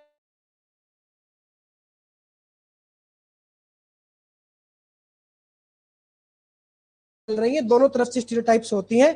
और ठीक है, मतलब इससे क्या होता है, जो सोशल एटीट्यूड होता है, जो सोसाइटल एटीट्यूड होता है, वो एक्सक्लूजनरी हो जाता है। हमको दो, इनको हटाओ, फिर घेटोस क्रिएट होने लग जाते हैं, फिर वो लोग अपनी अपनी जगह रहने लग जाते हैं, मिक्स नहीं हो पाते हैं, ठीक।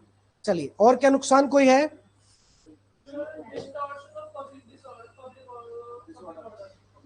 आप कह सकते हैं distortion of constitutional and public order या कॉन्स्टिट्यूशनल मॉरलिटी अवेयरनेस। लिखिए, बताता हूं कैसे लिखेंगे इसको।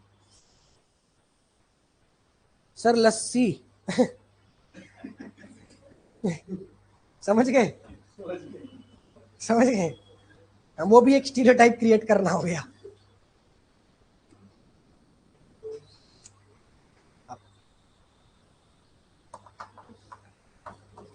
जो नहीं समझे वो ब्रोनविटा पिएंगे घर जाके।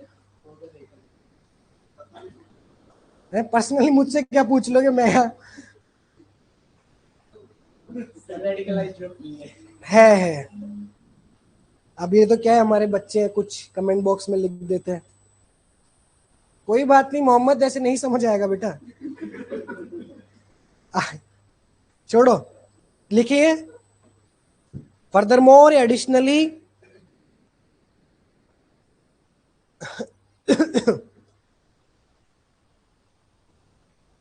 Limited understanding of constitutional secularism, ये टॉपिक बहुत सेंसिटिव है।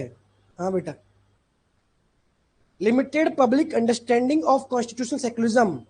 सेक्युलरिज्म का नुकसान ये है, जैसे बोलते हैं ना, आधी नॉलेज इज डेंजरस, तो सेक्युलरिज्म की आधी जानकारी इज डेंजरस। या तो पूरी समझो या मत समझो।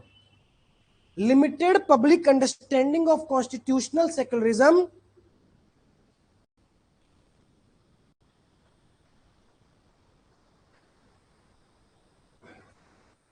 enhances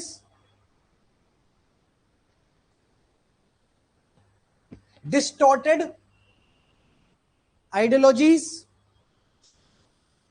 या फिर narratives to flourish।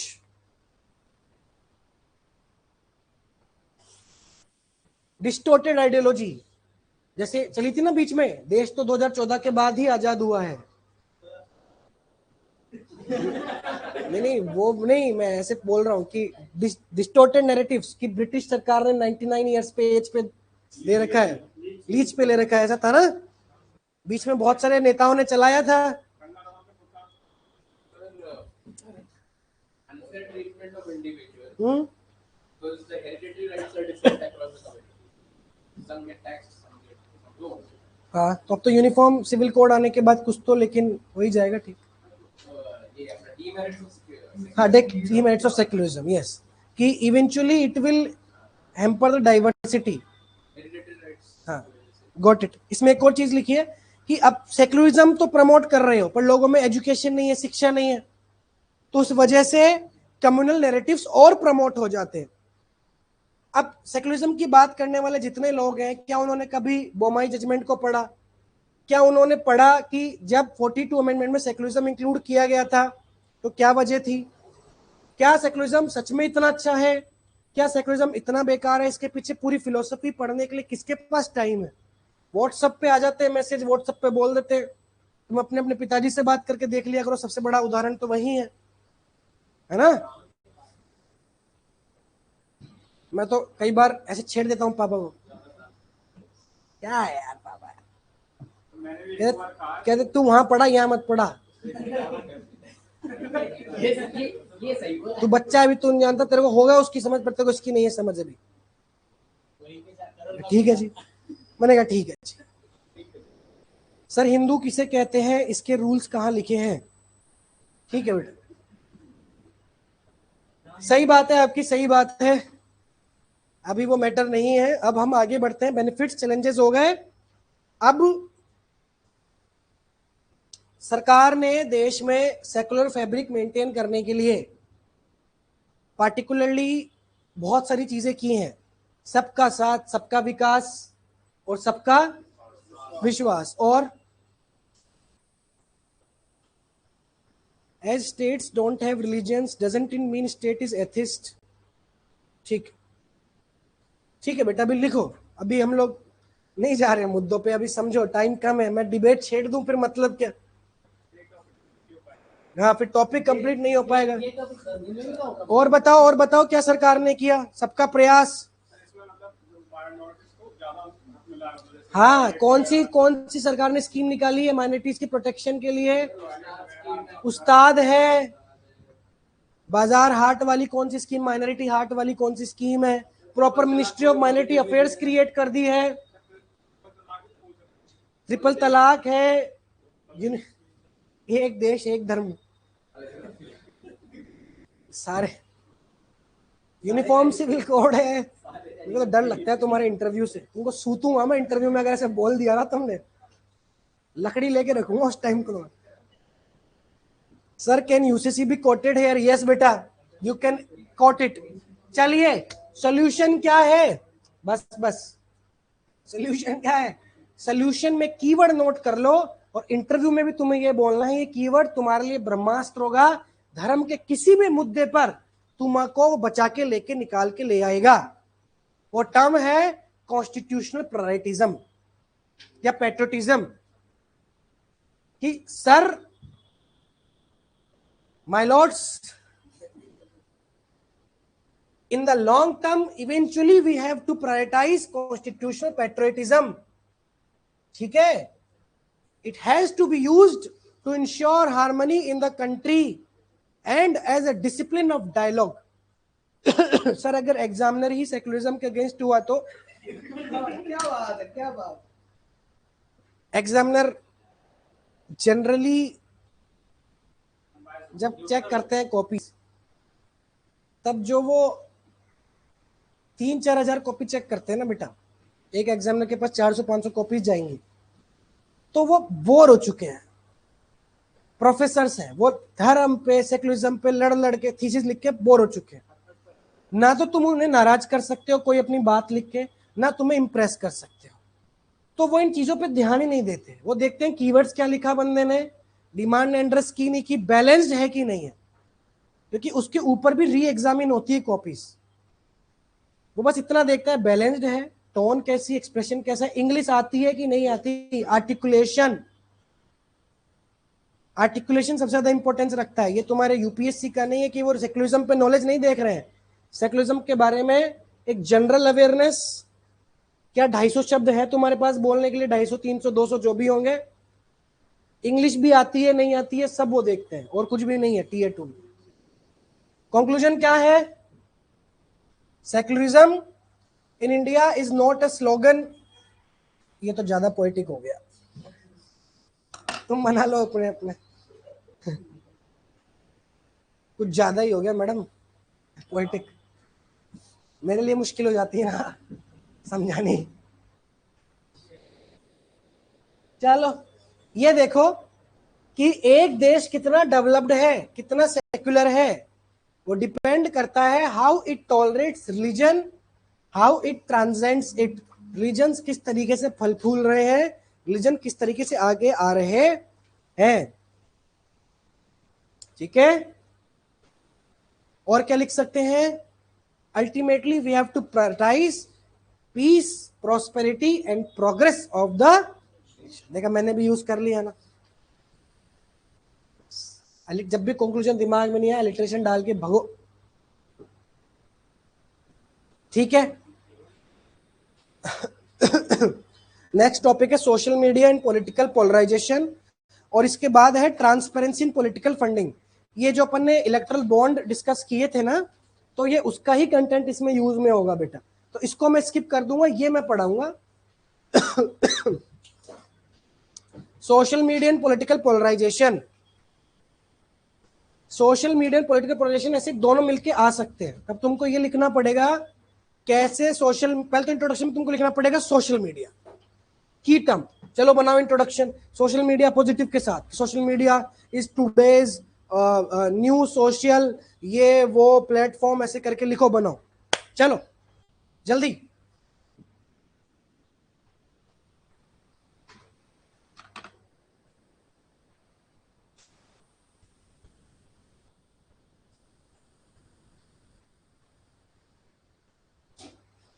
ये SIR क्या होता है?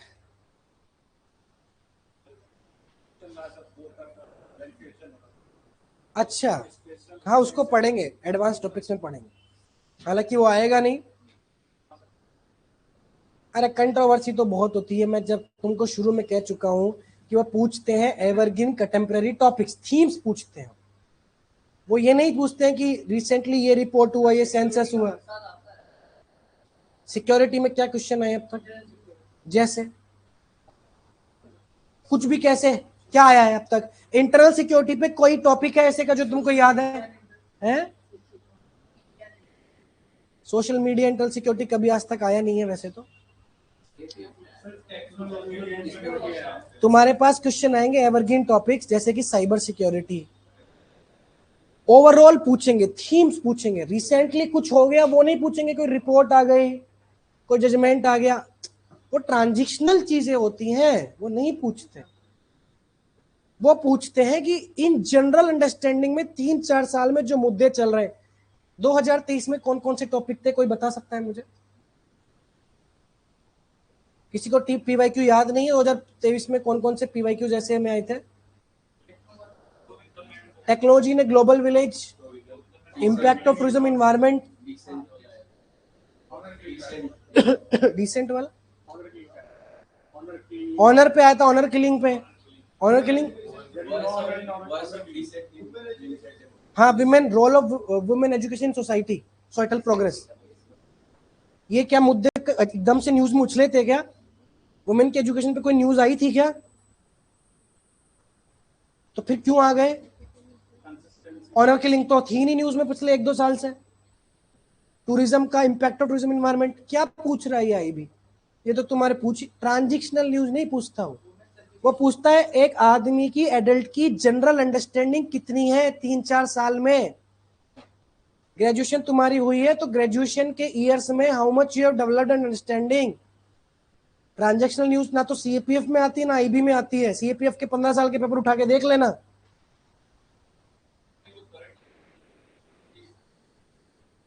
करंट यही होता है बाबू, करंट यही होता है। जब आप पढ़ रहे हैं सोशल मीडिया पोलराइजेशन, तो ये करंट में ही चल रहा है। सोशल मीडिया पे करंट नहीं हो रहा है। तुम यही तो स्मार्ट वर्क नहीं कर रहे हो। बाकी I will take few classes to make sure कि वो ट्रांजेक्शनल भी कवर हो जाए, but I would advise you to prioritise it. Social media पे लिख दिया। सोशल मीडिया क्या है आज के टाइम पे? सोशल मीडिया है बिकम मेजर डिजिटल स्फेयर या एरेनाज ऑफ पॉलिटिकल एंगेजमेंट, जहां पे लोग अपनी बात रख रहे हैं, ओपिनियन बना पा रहे हैं। सारे दिन व्हाट्सएप पे, फेसबुक पे चल रहा है, ये जीतेगी वो जीतेगी, तुम बेवकूफ हम बेवकूफ, लड़ते रहते हैं बीजेपी वाले कांग्रेस वाले। सोशल मीडिया मेजर एरेना बन गए हैं पॉलिटिकल एंगेजमेंट के। Yes, very good Vinay. Social media is becoming the town square for the global village of tomorrow. Yes, town square for the global village of tomorrow, या powerful tool for transforming nation. देखा कितना बढ़िया बढ़िया introduction बना रहे हैं। तुम भी बनाओ बाबू, तुमको तो समोसा खिलाया है, हैं? कैसे ढीले पड़ रहे हो? सबसे ज्यादा एक्टिव और डिसिप्लिन्ड बच्चे अगर मैंने देखे हैं, क्योंकि मैं एनडीए और सीडीएस की कोचिंग तो नहीं कराता, बट सीएपीएफ के जो बच्चे होते हैं, पर्टिकुलरली जो आर्मी बैकग्राउंड, सबसे ज्यादा डिसिप्लिन, सबसे ज्यादा 4-4 घंटे ट्रेवलिंग करके, जब हम सीएपीएफ के इंटरव्यू के बैच लेते हैं, 4-6 घंटे ट्रेवलिंग करके 2 घंटे क्लास लेके जाते हैं कई ऐसे बच्चे, और क्लास में इतना डिसिप्लिन, इतना हार्ड वर्किंग कि पूछो मत, इतना फोकस्ड, टोटली फोकस्ड। मतलब हमारे लिए कई बार ये मुश्किल हो जाता है, पर्टिकुलरली मेरे लिए ये छांटना कि इनमें से सिलेक्शन किसका होगा। बहुत मुश्किल होता है बता पाना बैचेज में, इंटरव्यू के। सबके सब उतने मेहनती, सबके सब उतने ज्यादा एनर्जी है। नहीं, अपब्रिंगिंग से ज्यादा है कि आप लोग भी अपना माहौल क्लास का ऐसे ही बनाइए। हाँ, नहीं, अपब्रिंगिंग भी है, और हर किसी की अपब्रिंगिंग भी नहीं होती, वो माइंडसेट आदमी का बन जाता है। चलिए, अब सोशल मीडिया की बात हो गई। सोशल मीडिया कैसे पॉलिटिकल पोलराइजेशन, पॉलिटिकल इश्यूज को किस तरीके से शेप करता है, ये लिखेंगे। लिखिए, सबसे पहला बताइए, सबसे पहला पॉइंट बताइए। इंट्रोडक्शन हो गया, बताइए सब सोशल मीडिया कैसे पॉलिटिकल पोलराइजेशन प्रमोट करता है।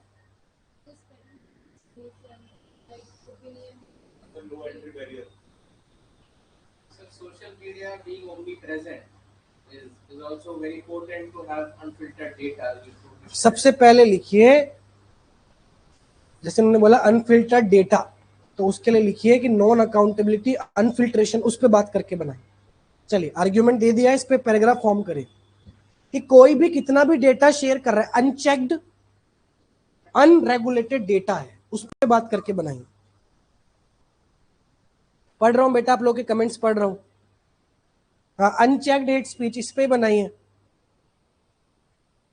अनचेक्ड हेट स्पीच मतलब कैसे सोशल मीडिया अनचेक्ड डेटा और फ्रीडम ऑफ स्पीच का कैसे पोलराइजेशन फिर क्रिएट कर रहा है पॉलिटिकल वाला।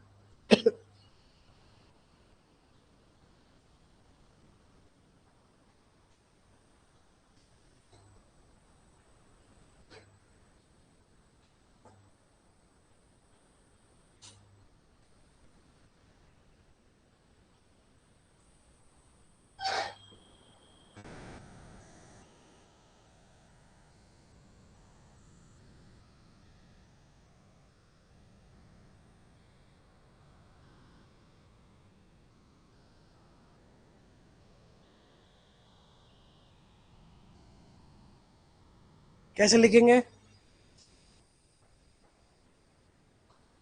कैसे लिखेंगे? To begin with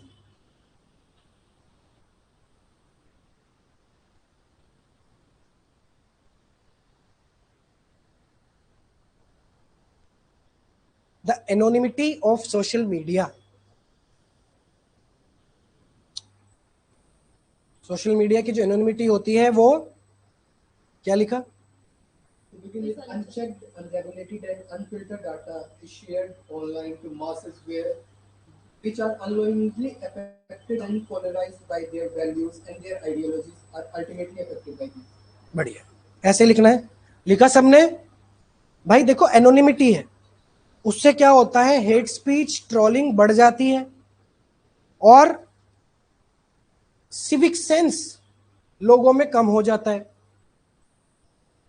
unfiltered, unchecked speeches and statements देखने को मिलते हैं विच नॉर्मलाइजेस एक्सट्रीम व्यूज. कभी देखना आप कमेंट्स में जाकर, किसी भी पॉलिटिशियन के कमेंट सेक्शन में ट्विटर में जाके देखिएगा, चाहे कोई भी हो, चाहे प्राइम मिनिस्टर हो, चाहे चीफ मिनिस्टर हो, चाहे एमएलए एमपी हो, सबके भद्दे भद्दे कैसे ना कैसे कमेंट्स हैं. सर ग्रुप में अगर किसी पोस्ट पे रिजर्वेशन करना तो उस पे तो ऐसा चलता है. हाँ, जैसे इंडिया पाकिस्तान का मैच होता तो उसमें भी चलता है. तो ये जो एनोनिमिटी होती है ना सोशल मीडिया की, कोई कुछ भी लिख देता है, हमको भी फेस करनी पड़ती है. आप लोगों ने भी जिंदगी में कभी फेस किया होगा. जैसे जैसे आप सोशल मीडिया पे आगे बढ़ते हैं, जैसे व्यास आईएएस के भी यूट्यूब पे सब्सक्राइबर्स बढ़े, इंस्टाग्राम पे भी बढ़े, तो कहीं ना कहीं ट्रोलिंग होती है, बहुत ज्यादा ट्रोलिंग होती है. हाँ, तो ये जो एनोमिटी होती है ना, ये इंकरेज करती है hate speech, trolling, extreme views. दूसरा क्या कारण है? हाँ, कीबोर्ड वॉरियर्स प्रमोट होते हैं.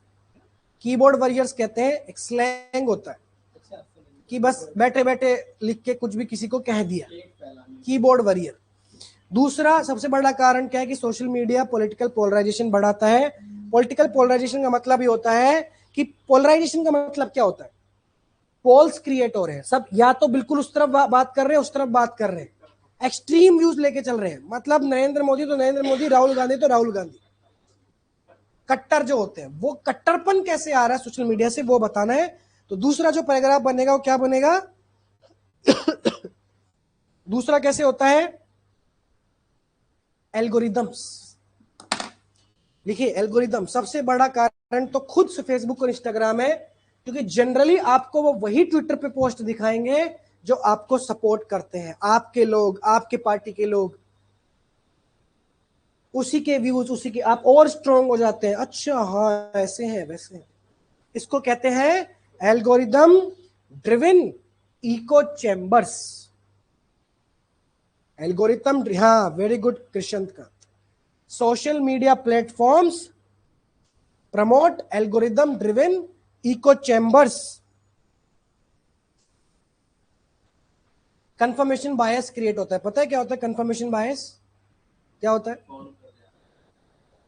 आपने बीजेपी के किसी पॉलिटिशियन को फॉलो किया, आम आदमी पार्टी कांग्रेस के किया, आप अब देखोगे वो ट्विटर आपको उसी के ही ट्वीट दिखाएगा, उसी आसपास के लोगों का. तो कुछ वो गलत कर भी देगा ना बंदा, अगर उस पार्टी का हेड है कोई भी, तो उसके सपोर्ट में ही व्यूज आपको ट्विटर दिखाएगा. तो आपका ओपिनियन और स्ट्रॉन्ग होता चला जाता. जैसे इंस्टाग्राम पे आप सबसे ज्यादा जो चीज देखते हो वही आपकी सर्च फीड में आता है, तो किसकी क्या मानसिकता है, क्या देखता है, उसके सर्च फीड में देख लो, किसके क्या रही, यानी वो वही सर्च करता है या वही उसके एल्गोरिदम में आती है. तो ये इको चैम्बर्स क्रिएट हो जाते हैं. इसको कहते हैं इंगेजमेंट बेस्ड एल्गोरिदम्स. जितना आप इंगेज कर रहे हो उतना सोशल मीडिया आपको जान रहा है, उतना ही आपको एक्सपोज कर रहा है to similar political opinions. ultimately exposing people to engagement based algorithms. Confirmation bias create होता ही है. कट्टर बन जाते हैं. कट्टरवादी से कभी लड़े हो तुम, बात की हो, चाहे किस तरफ भी हो, कांग्रेसी हो, बीजेपी हो, सुनने का ही वो नहीं है। उसका नेगेटिव कुछ बताएगा, इसी में ये बात पूरा नहीं करता है। वो लास्ट में वो तो आया कि बोलेगा तो और ऑप्शन क्या, तू बता चला, फिर कौन? फिर यहाँ पे सामने वाला भी एक बार तो सोचता है हाँ यार। चलो दूसरा, तीसरा होता है identity politics. Additionally, yes very good Riya, additionally social media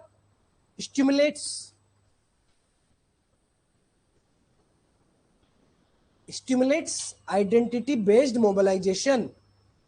क्या होता है ये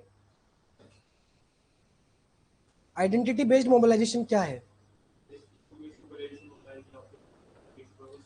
वेरी गुड। एक होता है इश्यू बेस्ड मोबिलाइजेशन, मुद्दे पे बात करो, मुद्दे के समर्थक, मुद्दे के अपोजिट वाले। एक होता है आइडेंटिटी कि हम तो इस पार्टी के हैं, अब इसका हर मुद्दा हमारा है। तुम्हारी आइडेंटिटी क्या है उससे डिसाइड करेगा कि तुम किसको सपोर्ट करते हो। इसको कहते हैं identity based mobilisation around religion, caste, ethnicity और नेशनलिज्म। मुद्दा याद है ना कि सिनेमा हॉल में डिसीजन आया था थिएटर्स में खड़े होके करना ही है, अभी भी न्यूज में चलता है वो। जन गण मन, बहुत सारे लोग जो नहीं होते, तो एक ने पीट दिया किसी को, तो बोला भाई मेरे तो पांव ही नहीं है, मैं तो पीडब्ल्यूडी हूं, मैं कैसे खड़ा हूं। और कुछ लोग चला के नहीं खड़े होते, चला के वो करते हैं पिंच। तो दो एक्सट्रीम व्यूज हो गए ना, एक जिसको भाई हम भी खड़े रहेंगे और बाकियों को भी बोलेंगे, एक है भाई मैं तो नहीं खड़ा हो रहा। दोनों एक्सट्रीम व्यूज होते हैं, दोनों, हाँ, दोनों जो है वो अस वर्सेस देम की बात आ जाती है। चलिए, इससे होता है ग्रुप पोलराइजेशन, जहां पे collective views become extremist over the time. ठीक है, collective opinions become extremist over the time. ये तो हो गया साहब सोशल मीडिया कैसे पोलराइजेशन बढ़ाता है। अब देखो, अगर ऐसा टॉपिक आता है ना, तो तुम इसका बेनिफिट नहीं बता सकते, है तो नेगेटिव ही, तो तुम्हें और लिखना पड़ेगा घुस के। और कैसे बढ़ाएगा पोलराइजेशन बताओ?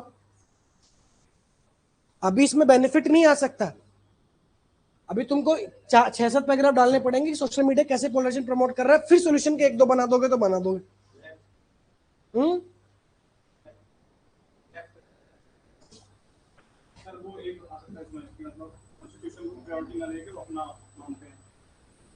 Fact checking can be A benefit, alternative journalism. नहीं, बेनिफिट ये नहीं होता बेटा, बेनिफिट नहीं बताना ना, पॉलिटिकल पोलराइजेशन कोई बेनिफिट थोड़ी होगा।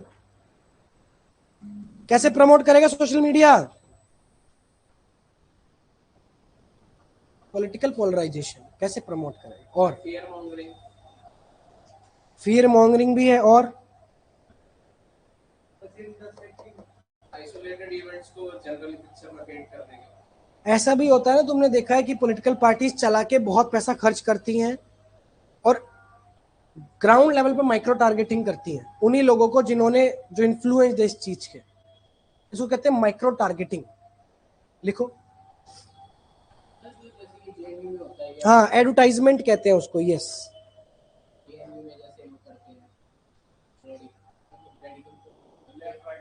लेफ्ट राइट का जो करते हैं उनकी सोशल मीडिया पोस्ट, वो फ्रेंड्स को करते हैं, वो पूरे ग्रुप। क्या लेफ्ट राइट आगे आगे, लेफ्ट राइट पीछे पीछे, क्या क्या होता है लेफ्ट? क्या होता है? सरकार सवाल पूछना लेफ्ट होता है? What is left and what is right? नहीं, ये भी नहीं होता।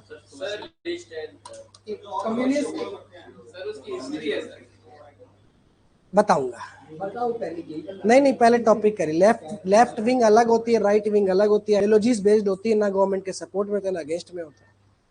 वो डिपेंड करता है कि आप कन्वेंशंस को, एग्जिस्टिंग कस्टम्स को कितना सपोर्ट कर रहे हैं, कितना अगेंस्ट में है। वो लेफ्ट और राइट होता है, फिर सेंट्रल टेंडेंसीज उसमें आती है कि वो कितना सेंट्रिस्ट। जैसे कांग्रेस सेंट्रल है, लेफ्ट एंड राइट, बीजेपी बिल्कुल राइट विंग है। करेंगे उस पर डिस्कस, तुम पहले सीखेंगे फिर समझेंगे, तो जेएनयू वाला मुद्दा ना लाओ। लिखिए, additionally social media enables data driven political micro targeting. Data driven political micro targeting. बड़ी बड़ी पार्टीज, मैं खुद 2000 जब मैं 2017-18 में मैंने खुद ने एक पॉलिटिकल पार्टी के लिए डिजिटल मार्केटिंग की थी, बहुत स्टेट लेवल पे की थी। आई नो द फैक्ट कि कितने डिटेल्ड माइक्रो टारगेटिंग होती है, पैसा देके पर्सन टू पर्सन होती है, स्पेसिफिक डेमोग्राफिक ग्रुप्स पे होती है। जहां पे हिंदू ज्यादा है उस एरिया को पकड़कर उधर ज्यादा वो चीज डाली, किस उम्र के किस तरीके के लोगों को दिखना है, जो क्या लाइक कर रहे हैं। इसको कहते हैं selective political narratives. Selective political narratives promote होते हैं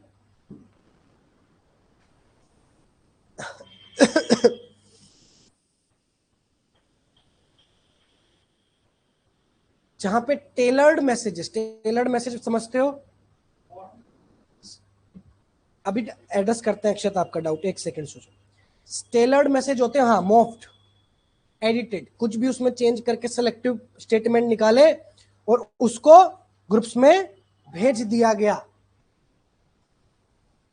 कई बार होता है ना, राहुल गांधी जी, नरेंद्र मोदी जी के स्पीच में से कुछ निकाला, वो तो ऐसे बोल रहा है, मोदी जी ऐसे बोल रहे हैं, जबकि मोदी जी ने बोला नहीं, जबकि उन्होंने कुछ ऐसा बोला नहीं। जैसे एक बार था ना, केजरीवाल का बोल दिया था, केजरीवाल ने बोला था कि सबूत चाहिए कि वो इंडिया ने जाके अटैक किया है। कितना वायरल हुआ था। बालाकोट स्ट्राइक थी, कौन सी स्ट्राइक थी, तो केजरीवाल ने से बोला था, तो न्यूज में क्या आई, केजरीवाल सबूत मांग रहा है, कि सवाल उठा रहा है। जबकि केजरीवाल की आप ओरिजिनल स्पीच देखोगे तो वो ये था कि पाकिस्तान के लोग हमसे सवाल कर रहे हैं कि तुमने किया, दुनिया हमसे सवाल कर रही है, तो मैं मोदी जी से दरख्वास्त करता हूं कि इनको मुंह तोड़ जवाब दे, जो एविडेंसेस हो सकते हैं वो बताइए, ये बताने के लिए कि हमने कितना डिस्ट्रक्शन इनका किया है। अब वो किसी भी इंटेंशन से बोल रहा हो, लेकिन न्यूज वाले कैसे दिखा कि केजरीवाल ने सबूत मांगा। अब जिन्होंने यहाँ आलू से सोना वाली बात थी, वो समझ ही नहीं। चलिए ये है कुछ मुद्दे। आप एक और इसमें टर्म यूज कर सकते हैं, एक और पैराग्राफ बना सकते हैं, इमोशनलाइजेशन ऑफ पब्लिक डिस्कोर्सेस या political discourses. Emotionalization of political discourses, छोटे छोटे मुद्दों को इतना बड़े लेके जाना, इतना इमोशनल कर देना कि लोगों को लगे कि अब यही हमारा धर्म है, यही हमारा मुद्दा है। मतलब समझे कैसे मैं क्या बोल रहा हूं, आउट सेंसिटाइजेशन क्रिएट करना।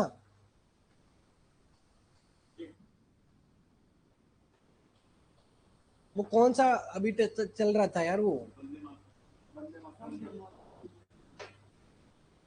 मतलब बहुत सारे मुद्दों को इमोशनल बनाया जाता है, सेंसिटाइजेशन क्रिएट किया जाता है, और कॉन्स्टिट्यूशनल मॉरल प्रिंसिपल्स को इग्नोर कर दिया जाता है। जैसे आमिर खान ने बोल दिया था कि इंडिया में रहना सेफ नहीं अब फील होता मेरी वाइफ को, तो लोगों ने हड़कंप मचा दिया, इमोशनलाइज कर दिया, सेंसिटाइजेशन कर दिया। हाँ, सोशल वो दिख जाता है, इससे सोशल फैब्रिक भी वीक होता है, पोलराइजेशन भी बढ़ जाता है। चलिए इतना ही काफी। हाँ, जैसे मोदी जी ने बोला मेरी माँ को गाली दी होगी नहीं दी होगी इस पर मैं बात नहीं कर रहा, और किसी की माँ को गाली देना वो भी गलत है, लेकिन बात यह है कि ऐसे मुद्दों से कई बार पब्लिक जो है वो और इमोशनल हो जाती है। हाँ, हालांकि एग्जाम्पल के तौर पर नहीं लिखना, मैं तुम्हें समझ आ जाए इसलिए याद रहे इसलिए बोल रहा हूं, ठीक है। चलिए इसके सोल्यूशन क्या है, जल्दी सोल्यूशन बता दीजिए। आज कितने टॉपिक करेंगे, फिर एक क्लास और मुझे लगेगी, बाकी 3 मुझे लगता है आज के लिए काफी है, थक गए भूमिका उधर से। हाँ सर बहुत। चलिए क्या सोल्यूशन है इसका बता दीजिए। हाँ बिल्कुल, आप अच्छा, हाँ कारण लिख सकते हैं, कारण तो भूल ही गए। ये तो हमने वो लिखा कि कैसे क्रिएट हो रहा है। सोशल मीडिया के कुछ इनहेरेंट कारण हैं, कुछ पब्लिक फॉल्ट्स हैं।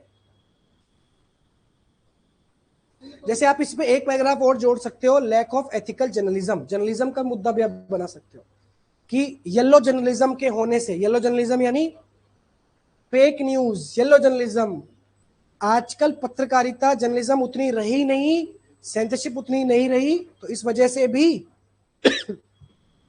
सोशल मीडिया पे कुछ भी चल जाता है।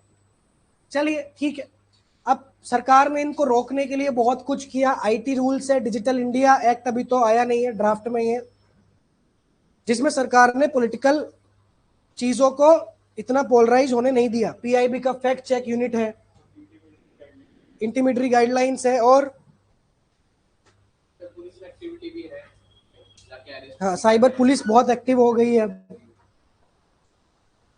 सरकार ने बहुत कुछ किया, लेकिन अल्टीमेट सॉल्यूशन क्या है? डिजिटल लिटरेसी, मीडिया एथिक्स और एल्गोरिथमिक ट्रांसपेरेंसी। लोगों को उतना ही डिजिटली लिटरेट करना पड़ेगा। एआई की वीडियोस में देख रहा हूं आजकल, एआई में किसी की स्पीच डाल के दे रहे हैं, लोग विश्वास भी कर रहे हैं, जबकि अपने मम्मी पापा जैसे लोगों की उम्र में तो लोग विश्वास कर भी लेते हैं, उनको पता नहीं चलता एआई है।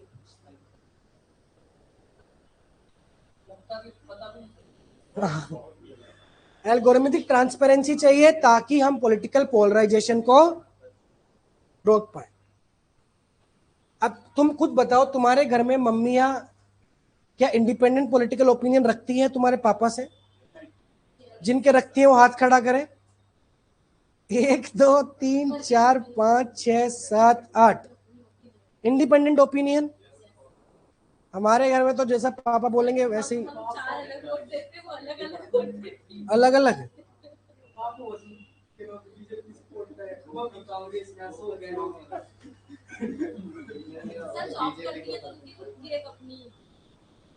हमारी मम्मी तो पूछती है उस दिन किसको देना है बेटा बताओ, मैं अलग देता हूँ। मैं, मेरे पिताजी अलग अलग तरीके से वोट देते हैं, बट ठीक है। मेरी मम्मी तो एआई की रील देखकर बताती है कि उस वीडियो में ऐसा हो रहा था सास बहू के साथ। मेरी मम्मी ने भी एक बार वो बच्चों वाली वीडियो देखती है आजकल, तो देख बेटा एक छोटा सा बच्चा कितना स्पीच दे रहा है पॉलिटिकल, वो एआई वीडियो थी। देख बेटा ऐसे बच्चे स्मार्ट हो गए आजकल, तो तेरे में क्या कमी रख दी मैंने। चलिए, तो सोशल मीडिया को एक टूल ऑफ मैनिपुलेशन से टूल ऑफ क्या बनना पड़ेगा? एम से बताओ, एम से मैनिपुलेशन से है, माइंडफुलनेस तो है ही लिखा हुआ, और tool of manipulation to the medium of morality, mentoring, manifestation नहीं। चलिए कंक्लूजन क्या होगा? कंक्लूजन बनाइए, खत्म करिए जल्दी सबके सब, फिर क्लास खत्म करते हैं। जल्दी लिखो कंक्लूजन, अपना अपना कंक्लूजन बनाओ। हाँ, मीनिंगफुलनेस, बहुत बढ़िया दया। सोशल मीडिया सोसाइटी का मिरर होता है, जो हम बोलते हैं वही ये दिखाता है। तो अल्टीमेटली हमको सोशल मीडिया को यूज करना पड़ेगा एज अ कैसा टूल? कोई इलेक्ट्रिशियन याद आ रहा है?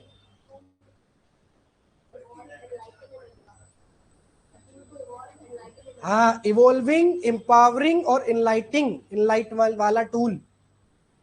एम्पावरिंग, इनलाइटिंग, और क्या बोला था बेटा आपने? Evolving tool. Evolving tool. Sir, could we mention Naxalism, Marxism and communalism with politics? हाँ बेटा, जब आप यूपीएससी का मेंस दो तब। अभी इसमें वर्ड लिमिट उतनी दी गई नहीं है कि आपका ज्ञान समा जाए उस छोटे से पन्ने में। अपने ज्ञान को बांध के रखे लंगोटी में। रिस्पॉन्सिबल, रिलायबल एंड रेजिलिएंट, ऐसा होना चाहिए, समझे? कैसा टूल बनना चाहिए? Tool responsible, reliable, resilient tool, समझे? सोशल मीडिया क्योंकि हमारे देश का मिरर है, सोसाइटी का मिरर होता है। क्या होता है? सोसाइटी। चलो मैं समझ चुका हूं कि तुम लोग थक चुके हो, है?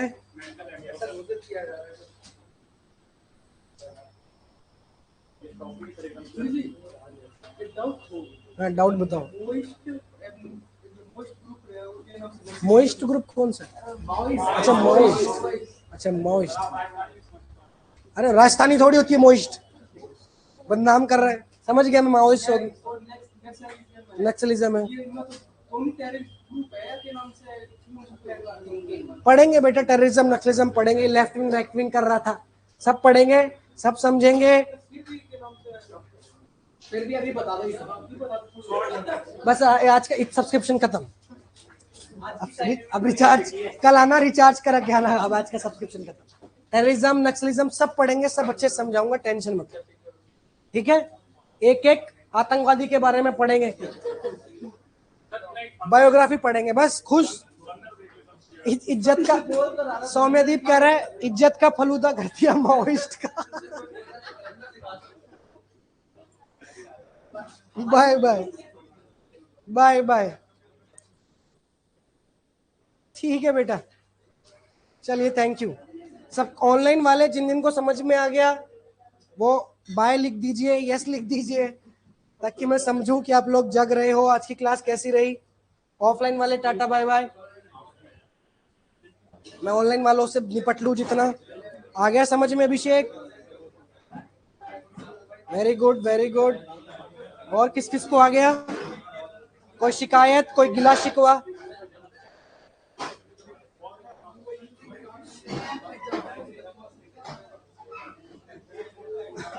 बनाएंगे बेटा, बनाएंगे, वही बनाएंगे अभिषेक। समोसा भी देंगे आशीष।